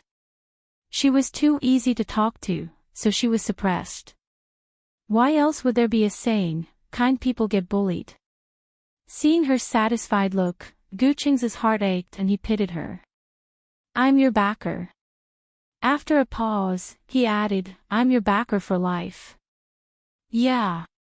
Bai Ran leaned her head gently on his shoulder. At this moment, on WeChat, the owner of the design department angrily complained again. Bai Ran, do you still want this job? Just because I gave you some color, you started a dye shop. Do you think work is so perfunctory? You don't even care about the company's rules and regulations. Do you believe that I'll fire you? If this goes on, this shabby temple won't be able to accommodate a great Buddha like you. Bai Ran looked at the director's angry words and smiled. He replied lightly, since you've said so, isn't it up to you to decide whether to expel me or not? In an office far away in Beijing. When the director saw Bai Ran's reply, he almost exploded in anger. She had only said those words in a fit of anger. She really couldn't bear to fire him. One had to know that Bai Ran was the head of the design department. It was because of Bai Ran's talent that the company could receive more and more orders. She had threatened to expel Bai Hao just to intimidate him. She had thought that Bai Hao would be scared and beg for mercy after she had shown him her power. After all, in her eyes, Bai Kun had always been a soft persimmon that could be crushed at will. Now, this sentence made her completely dumbfounded. Does this idiot think his wings have hardened? The director had no way out of this embarrassing situation. He didn't know what to do. If he really fired them, what would happen to all the orders piled up there? He was known to want to die for nothing. This is so infuriating. So infuriating. The director slammed the table, his face red. Chapter 145. In the office, an assistant happened to be boiling water. Seeing the angry look on the director's face, she heard the director's nagging and grumbling on Bayu's WeChat. She probably understood what had happened, so she said casually, "This Bayu is really lucky." The director's attention was attracted by her and he was a little confused. "What do you mean?" "Oh, director, you don't know. I heard that Bayu married a good husband. I heard that he's worth tens of millions." "What's so strange about having a net worth of tens of millions?" The director said disapprovingly, "In this capital, how many people with a net worth of tens of millions can be smashed with a brick?" "Sigh, director, you don't know this. Do you know about the Spring River Imperial Seal?" "I know. It's a very famous real estate. Those who can buy it are the top people in society." The director reacted. "Why did you suddenly mention the Spring River Imperial Seal?" "I saw that her husband just bought a house there some time ago. Moreover, he has a good relationship with the president of Xingyu Financial Group." The director sucked in a breath of cold air. Most of the designers in this design company were Beijing drifters. Therefore, they worked hard in the hope of leaving a place in the capital. Owning a house in the capital and being able to buy a house were two different concepts. Many people's houses in the capital were obtained through demolition. The old city district was renovated and settled down in a residential area. Therefore, although most of the houses in the residential area were expensive, they could not be sold because they needed them. Secondly, the residential area was just an ordinary real estate. However, the Spring River Imperial Seal was different. This real estate was open to the top elites in society.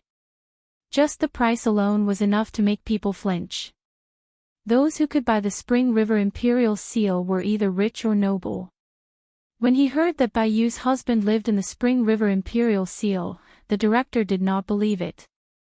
Listen to her bragging. The houses there cost tens of millions and you still have to draw numbers.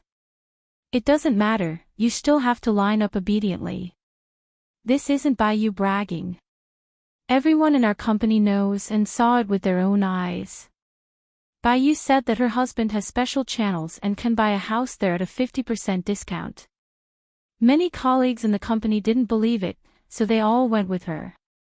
In the end, they were slapped in the face in public. Moreover, many people said that Bayu's husband and the president of Xingyu Financial Group. Yun Tianyu. The director called out the name immediately. Yun Tianyu was an influential figure in the capital. It resounded like thunder in the ears. Yes. It was him. The two of them seemed to have a good relationship.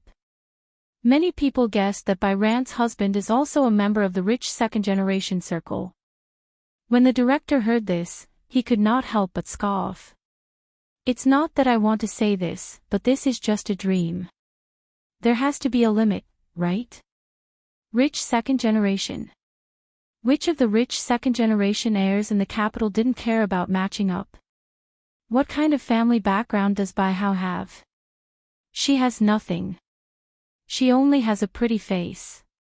Why would someone like her? She felt a little unbalanced. After all, even she hadn't found a partner yet. With a monthly income of 20 to 30,000, she was considered to be at the bottom of the food chain in Beijing. The assistant smiled but didn't say anything. Maybe she's married into a rich family, so she doesn't care about this job at all. From what I see, she definitely has nothing to do with it.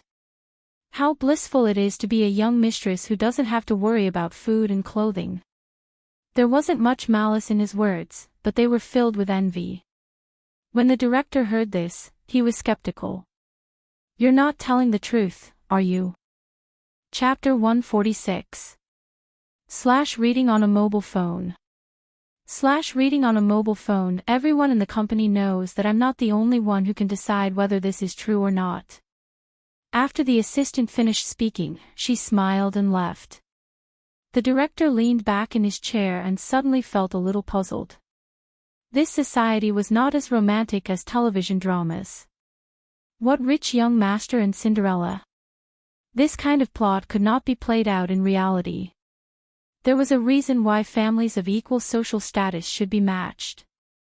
The disparity between the rich and the poor was not small at all. Not to mention ordinary people like Byron, even the female celebrities in the entertainment industry could not wait to squeeze their heads into the gaps of the rich and powerful. However, the real rich and powerful looked down on them. Although the aristocratic system had been abolished in the country, just by looking at the banquets, the charity events, and the famous private clubs, it was clear that the abolition of the aristocratic system was just a superficial thing. In fact, many rich people liked to have the title of aristocrats. Everyone wanted to be a dragon or phoenix among men. The vanity and arrogance of humans had always been deeply ingrained. This was a little puzzling. Why could a commoner like Byron marry into a rich and powerful family? That was the dream of many women. Moreover, Byron was usually very dull and did not know how to please people. In the office, no one was willing to play with her. It was not that she was difficult to get along with. First, it was because she was strict with her discipline. She had to go home after work and rarely attended colleagues' gatherings. Second, she was poor. Because she was poor, sometimes when her colleagues were kind to her, occasionally treating her to a meal or small gifts, she did not dare to accept them. Her ability was limited and she did not know how to repay them. It was also because of this that Byron was a little high and mighty in the eyes of others. Such a girl, what kind of tricks did she use? However, where did this phrase come from? Circle. Since she had really married a rich man, the circle of rich people must not be small, right? If they could get closer to her, then wouldn't they have the opportunity to come into contact with the circle of rich people? Perhaps, she would be lucky enough to find a Mr. Right that she would be in love with. The director of the design department was already 27 years old. He had been in this company for more than 4 years.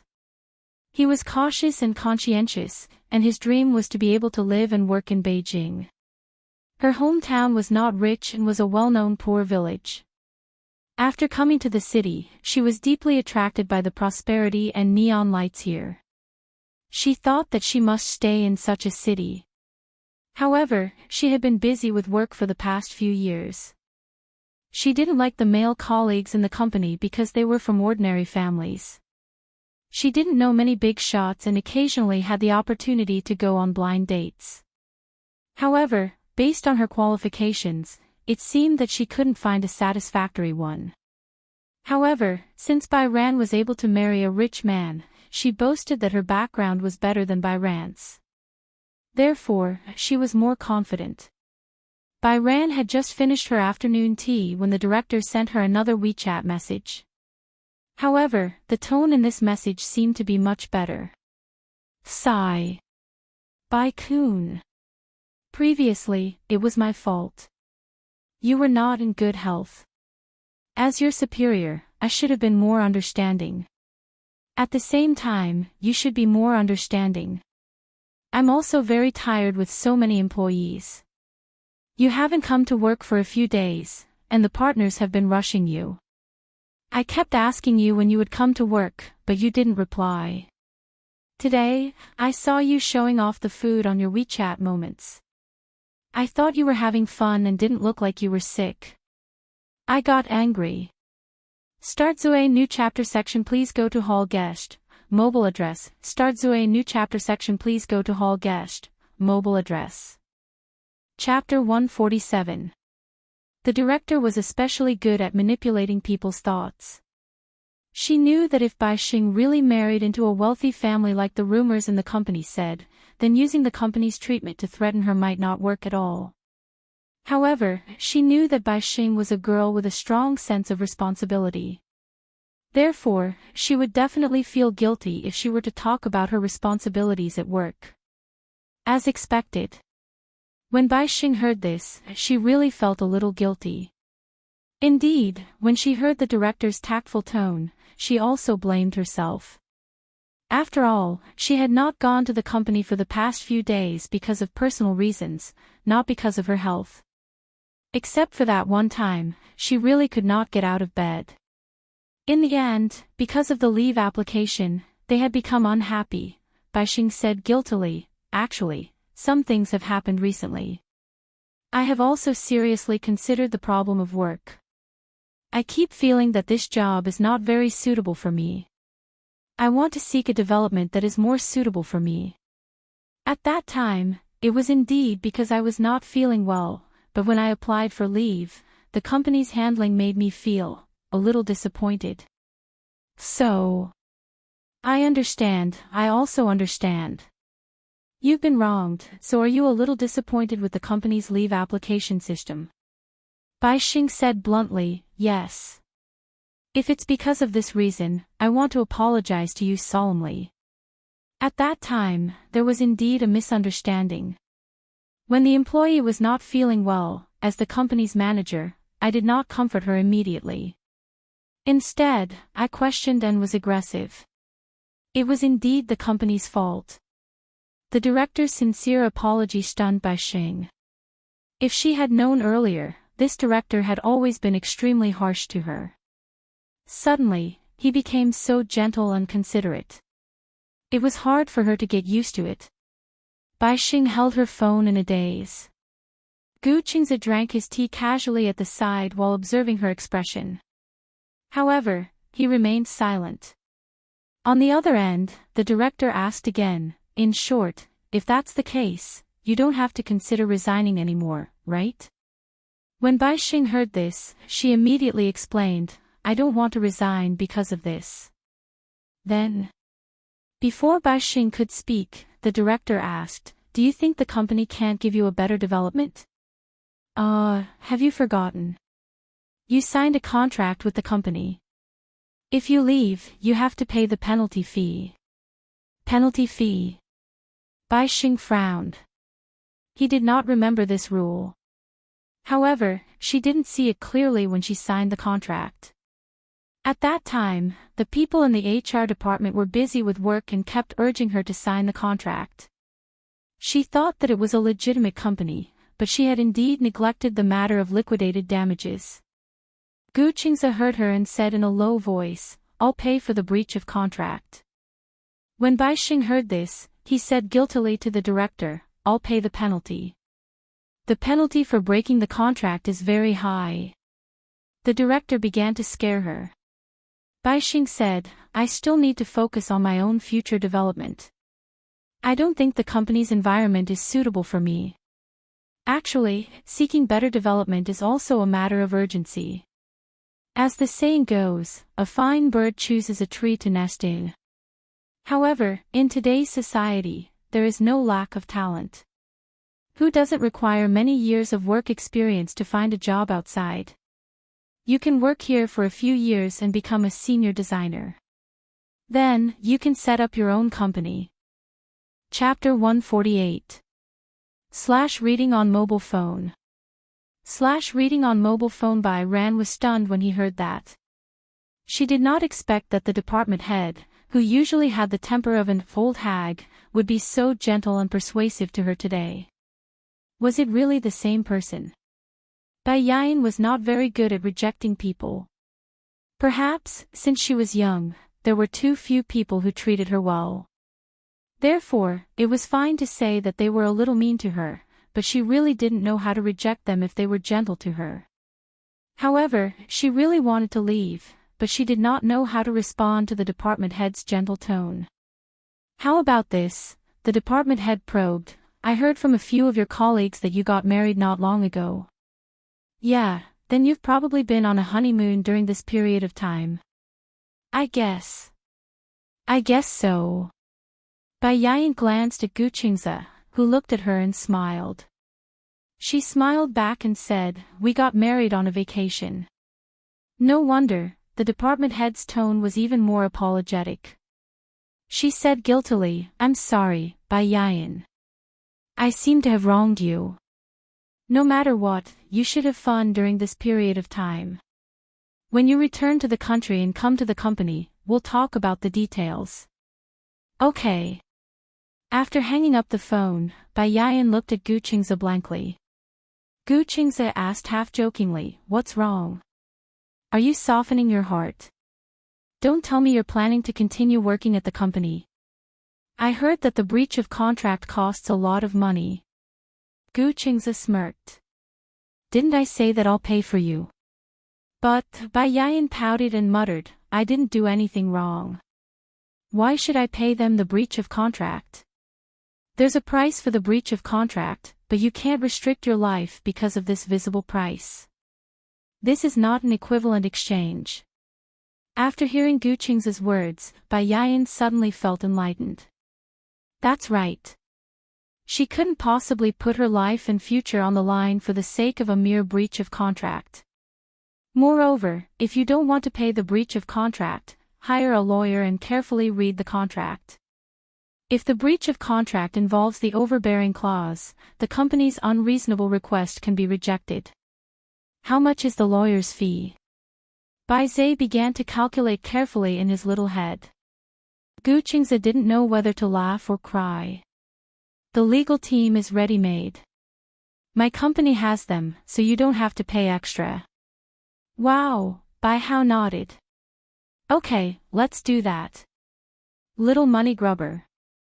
Gu Qingze couldn't help but scratch her nose lightly. How could this little fool be so cute and save money for him? Since we're already married, you can just squander the money I earn. You don't have to be so frugal. Money will run out eventually. But you can't earn all the money you want. You can only earn if you spend money, right? Gu Qingze's brainwashing was deeply rooted in people's hearts. When they were in college, Bai Ruo had the nickname of a cheapskate. Being stingy meant being stingy. It was not that she was stingy, but her living expenses were too little. Usually, she did not even have enough to eat and wear. Therefore, she could not take care of the social interactions between friends. She felt a deep sense of guilt every time she spent money. Even though Gu Qingze was so generous, she still couldn't suppress the guilt in her heart. Viewing Starter Zue New Chapter 8 sections, please go to lobby, mobile address. Watch Starter Zue New Chapter sections, please go to lobby, mobile address. Chapter 149. She felt deeply guilty every time she spent money. Even though Gu Qingze was so generous, she still could not suppress the guilt in her heart. Alright, since we're traveling, don't think about unhappy things. Gu Qingze coaxed her. Bai Ran felt a little guilty. Is it because of my work troubles that affect your mood? No. Gu Qingze tucked her messy hair behind her ear and said seriously, as long as you're happy. After all, this trip was prepared for her and them. Bai Yu smiled. Okay. At night, Gu Qingze brought Bai Yu to Causeway Bay. Bai Yu heard of Causeway Bay for the first time in the form of a KTV. Before coming to Hong Kong, she did not know that Causeway Bay was the most famous landmark in Hong Kong. There were many KTV chains in the capital, and one of the more famous ones was Causeway Bay KTV. What kind of place is Causeway Bay? On the way there, Bai Yu was a little curious when she learned that Gu Qingze was bringing her to Causeway Bay. Just like Wongfujing Street in the capital? Gu Qingze said, anyway, it's a pity to come to Hong Kong without shopping or going to department stores. If it's a department store, there's one in the capital too. That's different.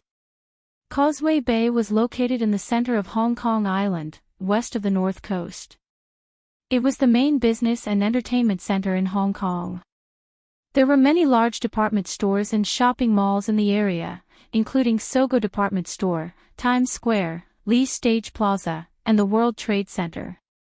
The Causeway Bay shopping area was also the most expensive area in the world. The Gu family had a commercial building in Causeway Bay. According to rough estimates, the annual rent alone could reach more than 100 billion, which was very impressive. Bai could not help but imagine what kind of place Causeway Bay was. She originally thought that department stores and shopping malls were nothing more than the same concept. However, when they arrived at their destination, they were greeted by colorful neon lights, bustling crowds, and stacked signboards. There were no blind spots. Causeway Bay was not big, but it was especially prosperous. Bai glanced around and felt dazzled. It was too prosperous. Moreover, although there were many people, it gave off a sense of order. Gu Qingze held her hand as they entered the shopping mall. This department store was known as the Treasury. As long as one stepped into this place, there would always be countless ways to overdraft and squander money. This mall is Times. In the crowded square, the lights were especially dazzling and bright, giving people a feeling of glittering jewels. Bai Lian felt that his eyes were stinging. Gu Qingze brought her to the Kuchi counter first. The moment they entered the counter, Bai was immediately attracted by the bags displayed in the display window. Gucci had counters in many cities, but there were some designs that could only be found in Beijing that could not be found in the counters in Hong Kong. Similarly, if it was available in Hong Kong, it would also be out of print in Beijing. Bai Ran was immediately captivated by Gucci's two limited edition products. She wasn't a bag fanatic in the past, but after Gu Qingze brought her to the counter a few times, it was as if the door to a whole new world had opened for her. The few bags he bought for her were exquisite and beautiful. She couldn't bear to put them down and couldn't even bear to carry them for fear that they would break. She carefully treasured them.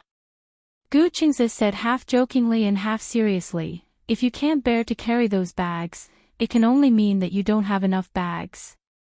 Starter Zoe New Chapter 8 Section Please go to Hankook, Mobile Address. Watch Starter Zoe New Section Please go to Client, Mobile Address. Chapter 150. At first, Bai Yan did not understand what he meant by not having enough bags.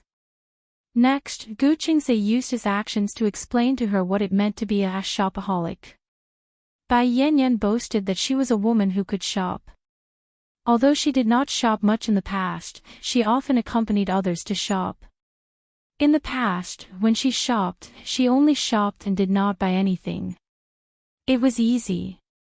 However, the real tiring part of shopping was that she would enter any store she saw, try on any clothes she liked, pack them up after trying them on, pay for them after packing, and then move to the next stop. From the first floor to the second floor, Gu Qingze carried her like a little chick. He stopped at almost every store and pulled her in whenever he saw something nice. Bai Yan thought that he owned Times Square too. Swiping his card was like playing around. Before she could look at the price tag, Gu Qingze had already paid the bill and packed them up. Two.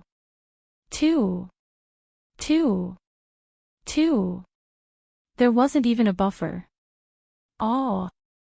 After just one floor, Bai Yan started to doubt her life. She was so tired that she panted and asked to rest for a while. However, Gu Qingze did not give her the chance. It was rare to find a place to rest in such a huge shopping mall, so he simply continued shopping. Bags, jewelry, branded clothes, cosmetics, lipstick. Gu Qingze, who had been single for so many years, had accumulated a lot of money for a wife. In addition to this trip, he had plenty of money. Therefore, he seemed to have been liberated and went crazy. Gu Qingze must be an oddity, the complete opposite of other men. The other male subordinates in the company, whether it was accompanying their girlfriends or their wives to go shopping, would always have a bitter expression on their faces when they mentioned it. However, for some reason, Gu Qingze felt very envious. He felt that whether it was a bag or a nice dress, not to mention a lipstick that could be bought for a few hundred yuan, he felt that just these valuable possessions could make his girlfriend and wife happy. This kind of happiness was really precious. Bai Yan was originally exhausted, but when she reached the MAC counter, she could not walk anymore. She liked lipstick, and MAC was the only lipstick she could afford in the past. Compared to other branded lipsticks that cost hundreds to thousands, MAC lipsticks only cost a little more than 100 yuan each. They were easy to use and had good color rendering. She once had one, and she had been using it until now. Even though she had seen the end of it, she was reluctant to throw it away. Seeing that she liked lipstick, Gu Qingze bought an entire box before she even had the chance to try out the color. There were 128 lipsticks in a luxurious box set. There were so many popular brands, and they had everything. Bai Ran had just unscrewed the cap of a lipstick. He hadn't even tried the color on the back of his hand, and he had already placed an order. Bai Ran tugged at Gu Qingze's sleeve in shock. What did you buy? Lipstick. 128. Bai Kun wanted to cry but had no tears. I only have one mouth. I can't even finish it. Moreover, lipstick has a shelf life, and the shelf life is very short. It's okay. If I can't finish it, I'll just keep it as a collection. Gu Qingze said, such beautiful lips. Logically speaking, even if you put on makeup and lipstick every day, you'll be able to keep it on for at least half a year. But there are so many color codes. Do you only use 3 color codes a year? Oh my god. Gu Qingze, a straight man, actually knew about color signals. Chapter 151. Brother Qingze. A familiar and surprised voice came from not far away. Gu Qingze turned around and saw that it was Mu Yueyao. He did not expect to see her in Hong Kong. Gu Qingze was not mentally prepared at all. Mu Yueyao looked around cautiously until she was sure that there was no one else around Gu Qingze. Then, she walked over carefully. Gu Qingze glanced at her guilty expression and understood that she must have done something wrong. What? Gu Qingze looked at her. Why are you so cautious? Are you alone? No. Gu Qingze looked at her from the corner of his eye. Mu Yueyao saw that Bai Ran was choosing blush and eyeshadow. She was surprised. This is your sister-in-law. Are you married? Mu Yueyao was even more shocked. Yeah, I haven't had the time to inform her yet. When is the wedding? Gu Qingze raised his eyebrows. At least until Nana wakes up. At the mention of Natalia, Mu Yueyao's eyelids twitched and she smiled. Oh right, we've already agreed on it. No matter whose wedding it is, we can't miss it. Yeah. Then, Mu Yueyao looked at him and then at Bai Ran. She asked curiously, why are you in Hong Kong? We're planning to travel and get married first. As for the ceremony, we'll officially send you an invitation when Nana wakes up. Okay. Then I'll wait for Brother Qingze's wedding invitation. After a pause, Mu Yueyao sighed. I wonder when Nana will wake up. Tell me honestly. Gu Qingze suddenly said something out of the blue. Ha! Mu Yueyao pointed at herself. Me? Aha! It's not the holidays now. Why are you in Hong Kong? Don't you have class? Mu Yueyao's face turned red. She was extremely embarrassed. Did you skip class again? Gu Qingze inched closer. Tell me, why did you skip class? Jing Yang has a fan meeting in Hong Kong tomorrow. I wanted to come early to pick him up and... Gu Qingze's face darkened at the mention of Jing Yang. You guys haven't reconciled yet. Mu Yueyao's face fell at his words. She let out a long sigh, turned around, and rubbed her forehead with a headache. I don't know. He seems to be avoiding me, but, even if he doesn't forgive me, I don't care. Even if she could only hide in a corner and secretly watch him, that would be good. Gu Qingze sighed internally. Yueyao was the little princess of the Mu family. She had been doted on since she was young. No one was willing to let her suffer the slightest grievance. Why did it have to be Jing Yang? It was simply a calamity in her life. It had been 5 years since that incident. Jing Yang still could not forgive Yueyao. However, everyone felt that it was not Yueyao's fault. However, Jing Yang stubbornly believed that it was her fault. Yueyao also felt that she had let Jing Yang down. Hence, in front of Jing Yang, she hid her princess-like arrogance and was careful. She even had a sense of inferiority that did not match her status. She wanted to make it up to Jing Yang as much as possible. She had also said that she wanted to atone for that incident. However, Yueyao, don't torture yourself because of that incident. Chapter 152. It's been so long.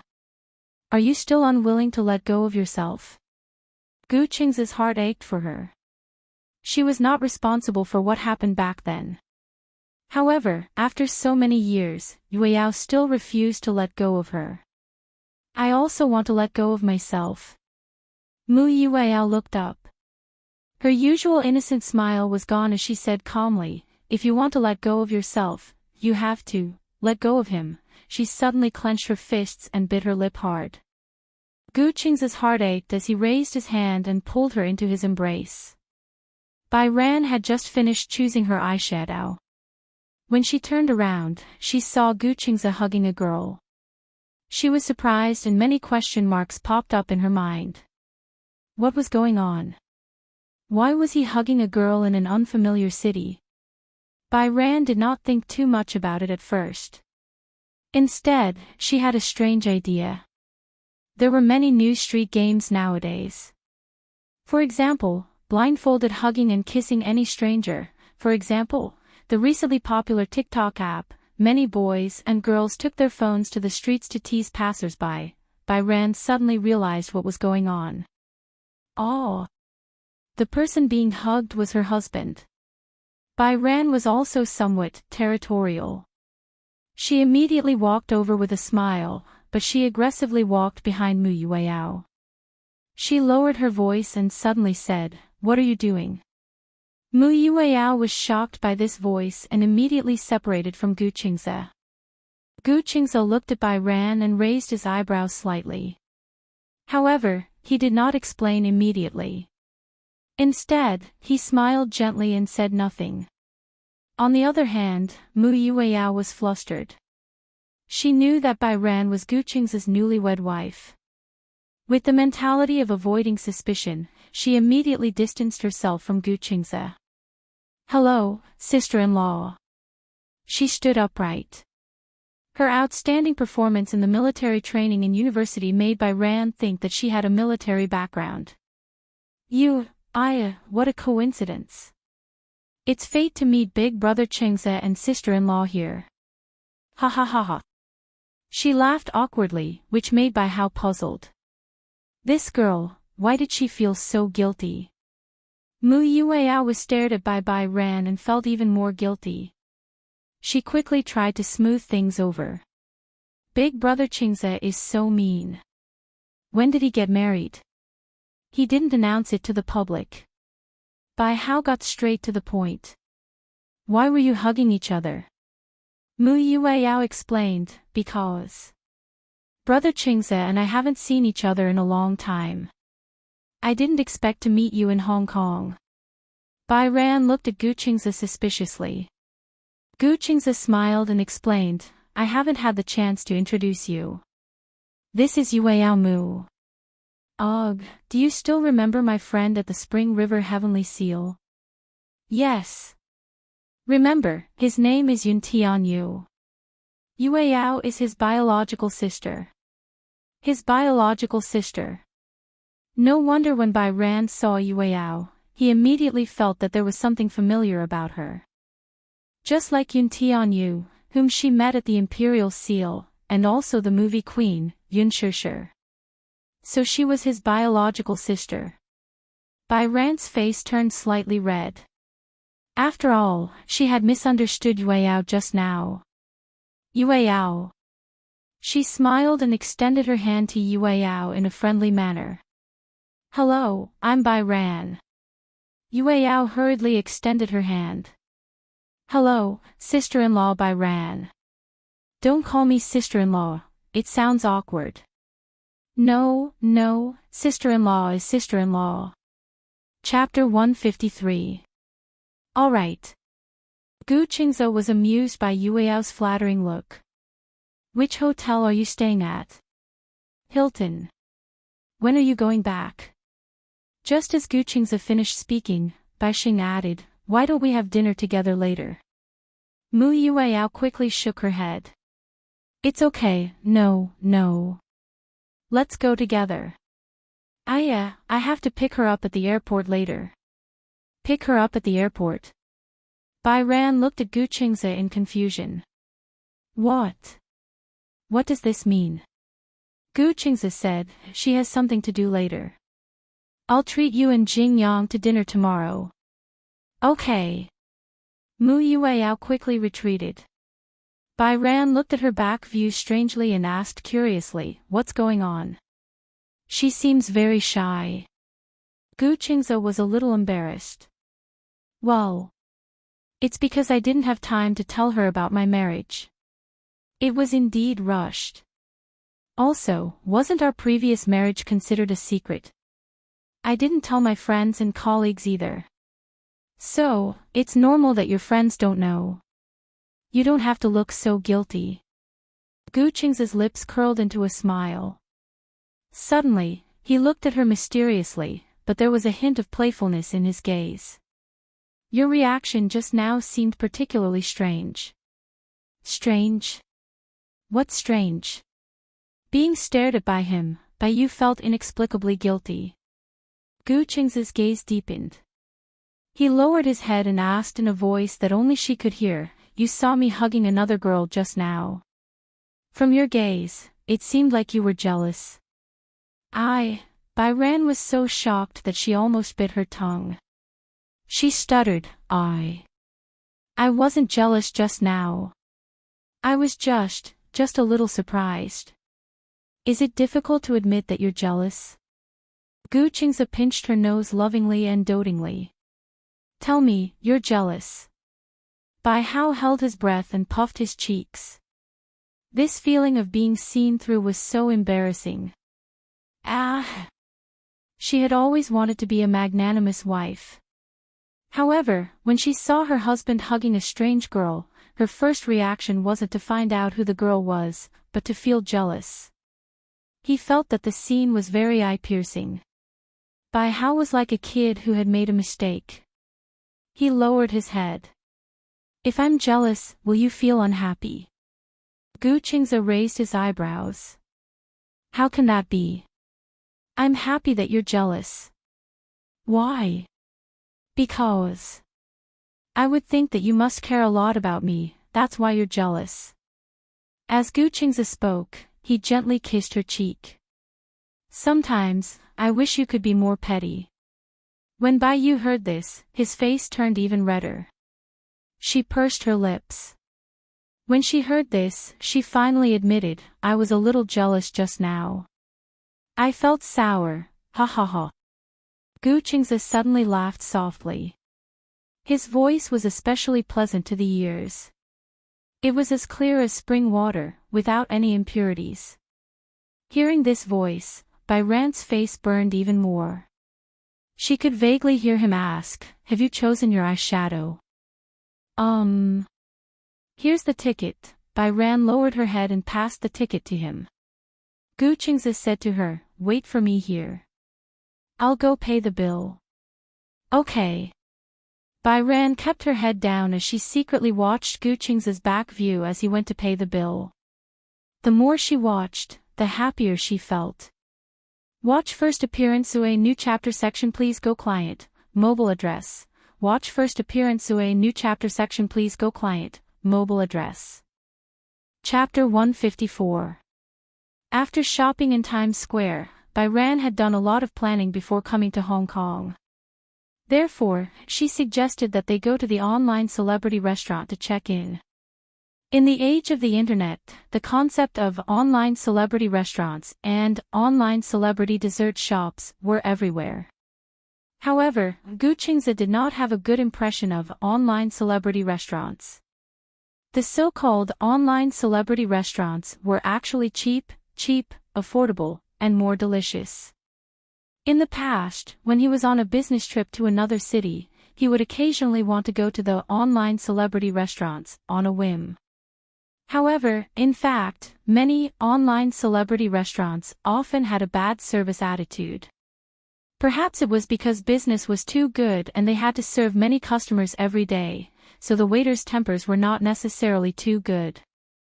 In fact, there were countless places that were better than the online celebrity restaurants. It was just that because of the price, they did not have much exposure. Gu Qingze was not very willing to go to the online celebrity restaurants because, as expected, the attitude of the staff should be quite bad. Some people did not care about the service attitude. However, Gu Qingze was a very particular man. He was not willing to spend money to get angry. Don't go to the online celebrity restaurants. Gu Qingze suddenly said, I don't think there's anything good about the online celebrity restaurants. Huh?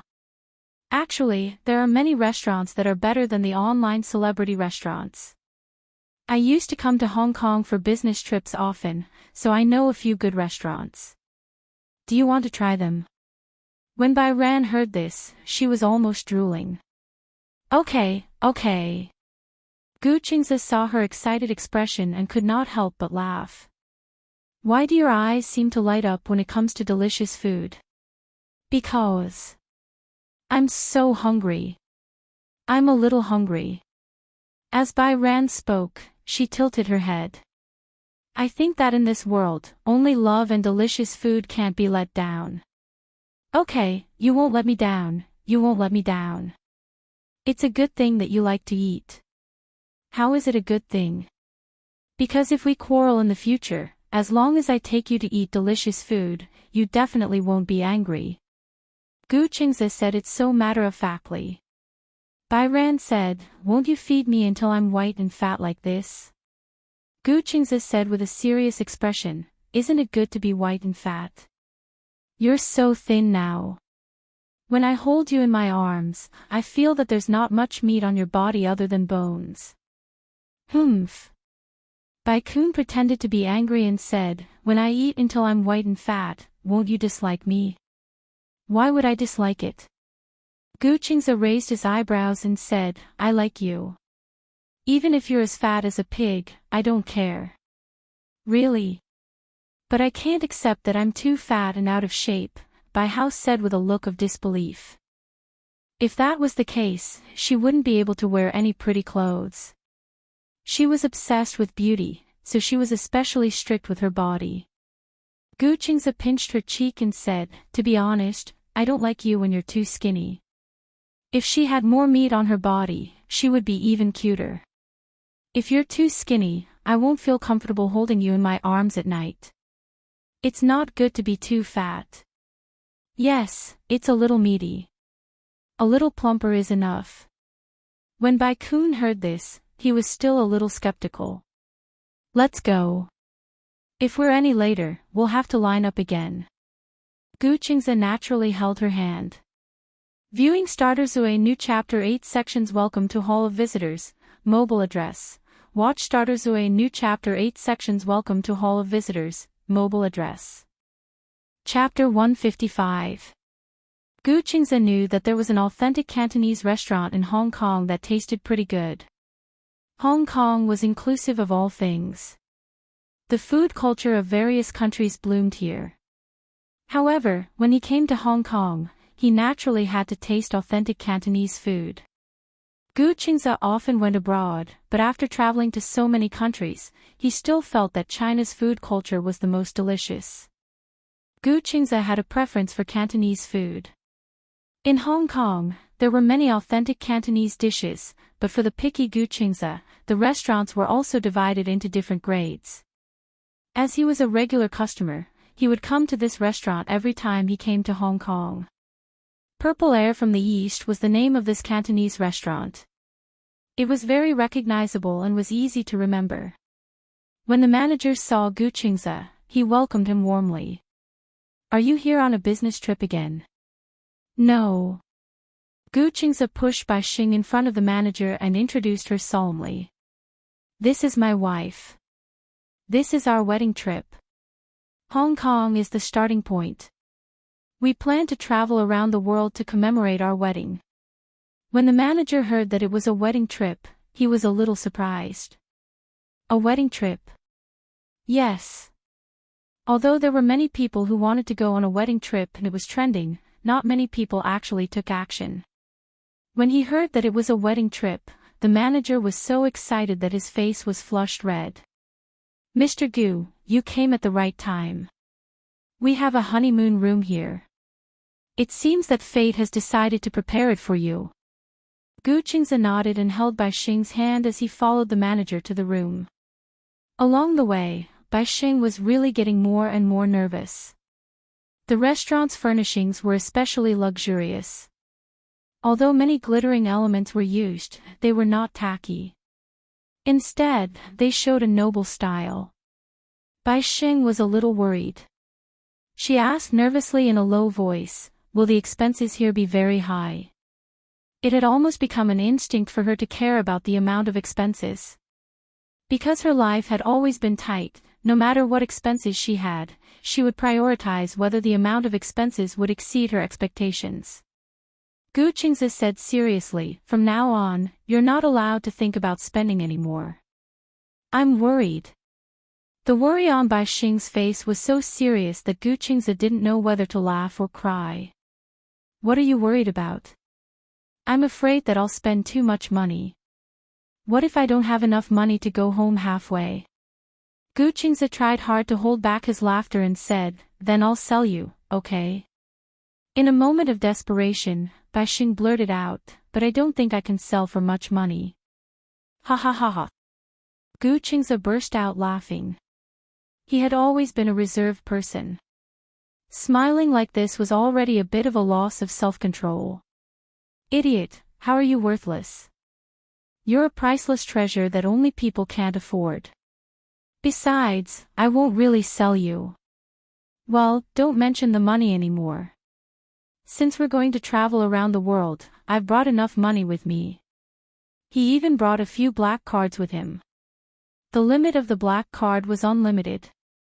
There was nothing to worry about. Only then did Bai Xing relax. After the two of them entered the private room, Bai Xing's concept of luxury was refreshed. The private room was especially big. The moment they entered the room, they were attracted by the crystal chandelier that occupied the entire ceiling. The chandelier was made up of countless crystal tubes. When the wind blew, they would collide with each other, creating a pleasant tinkling sound. Viewing Starters a new Chapter 8 sections. Welcome to Hall of Visitors, mobile address. Watch Starters a new Chapter 8 sections. Welcome to Hall of Visitors, mobile address.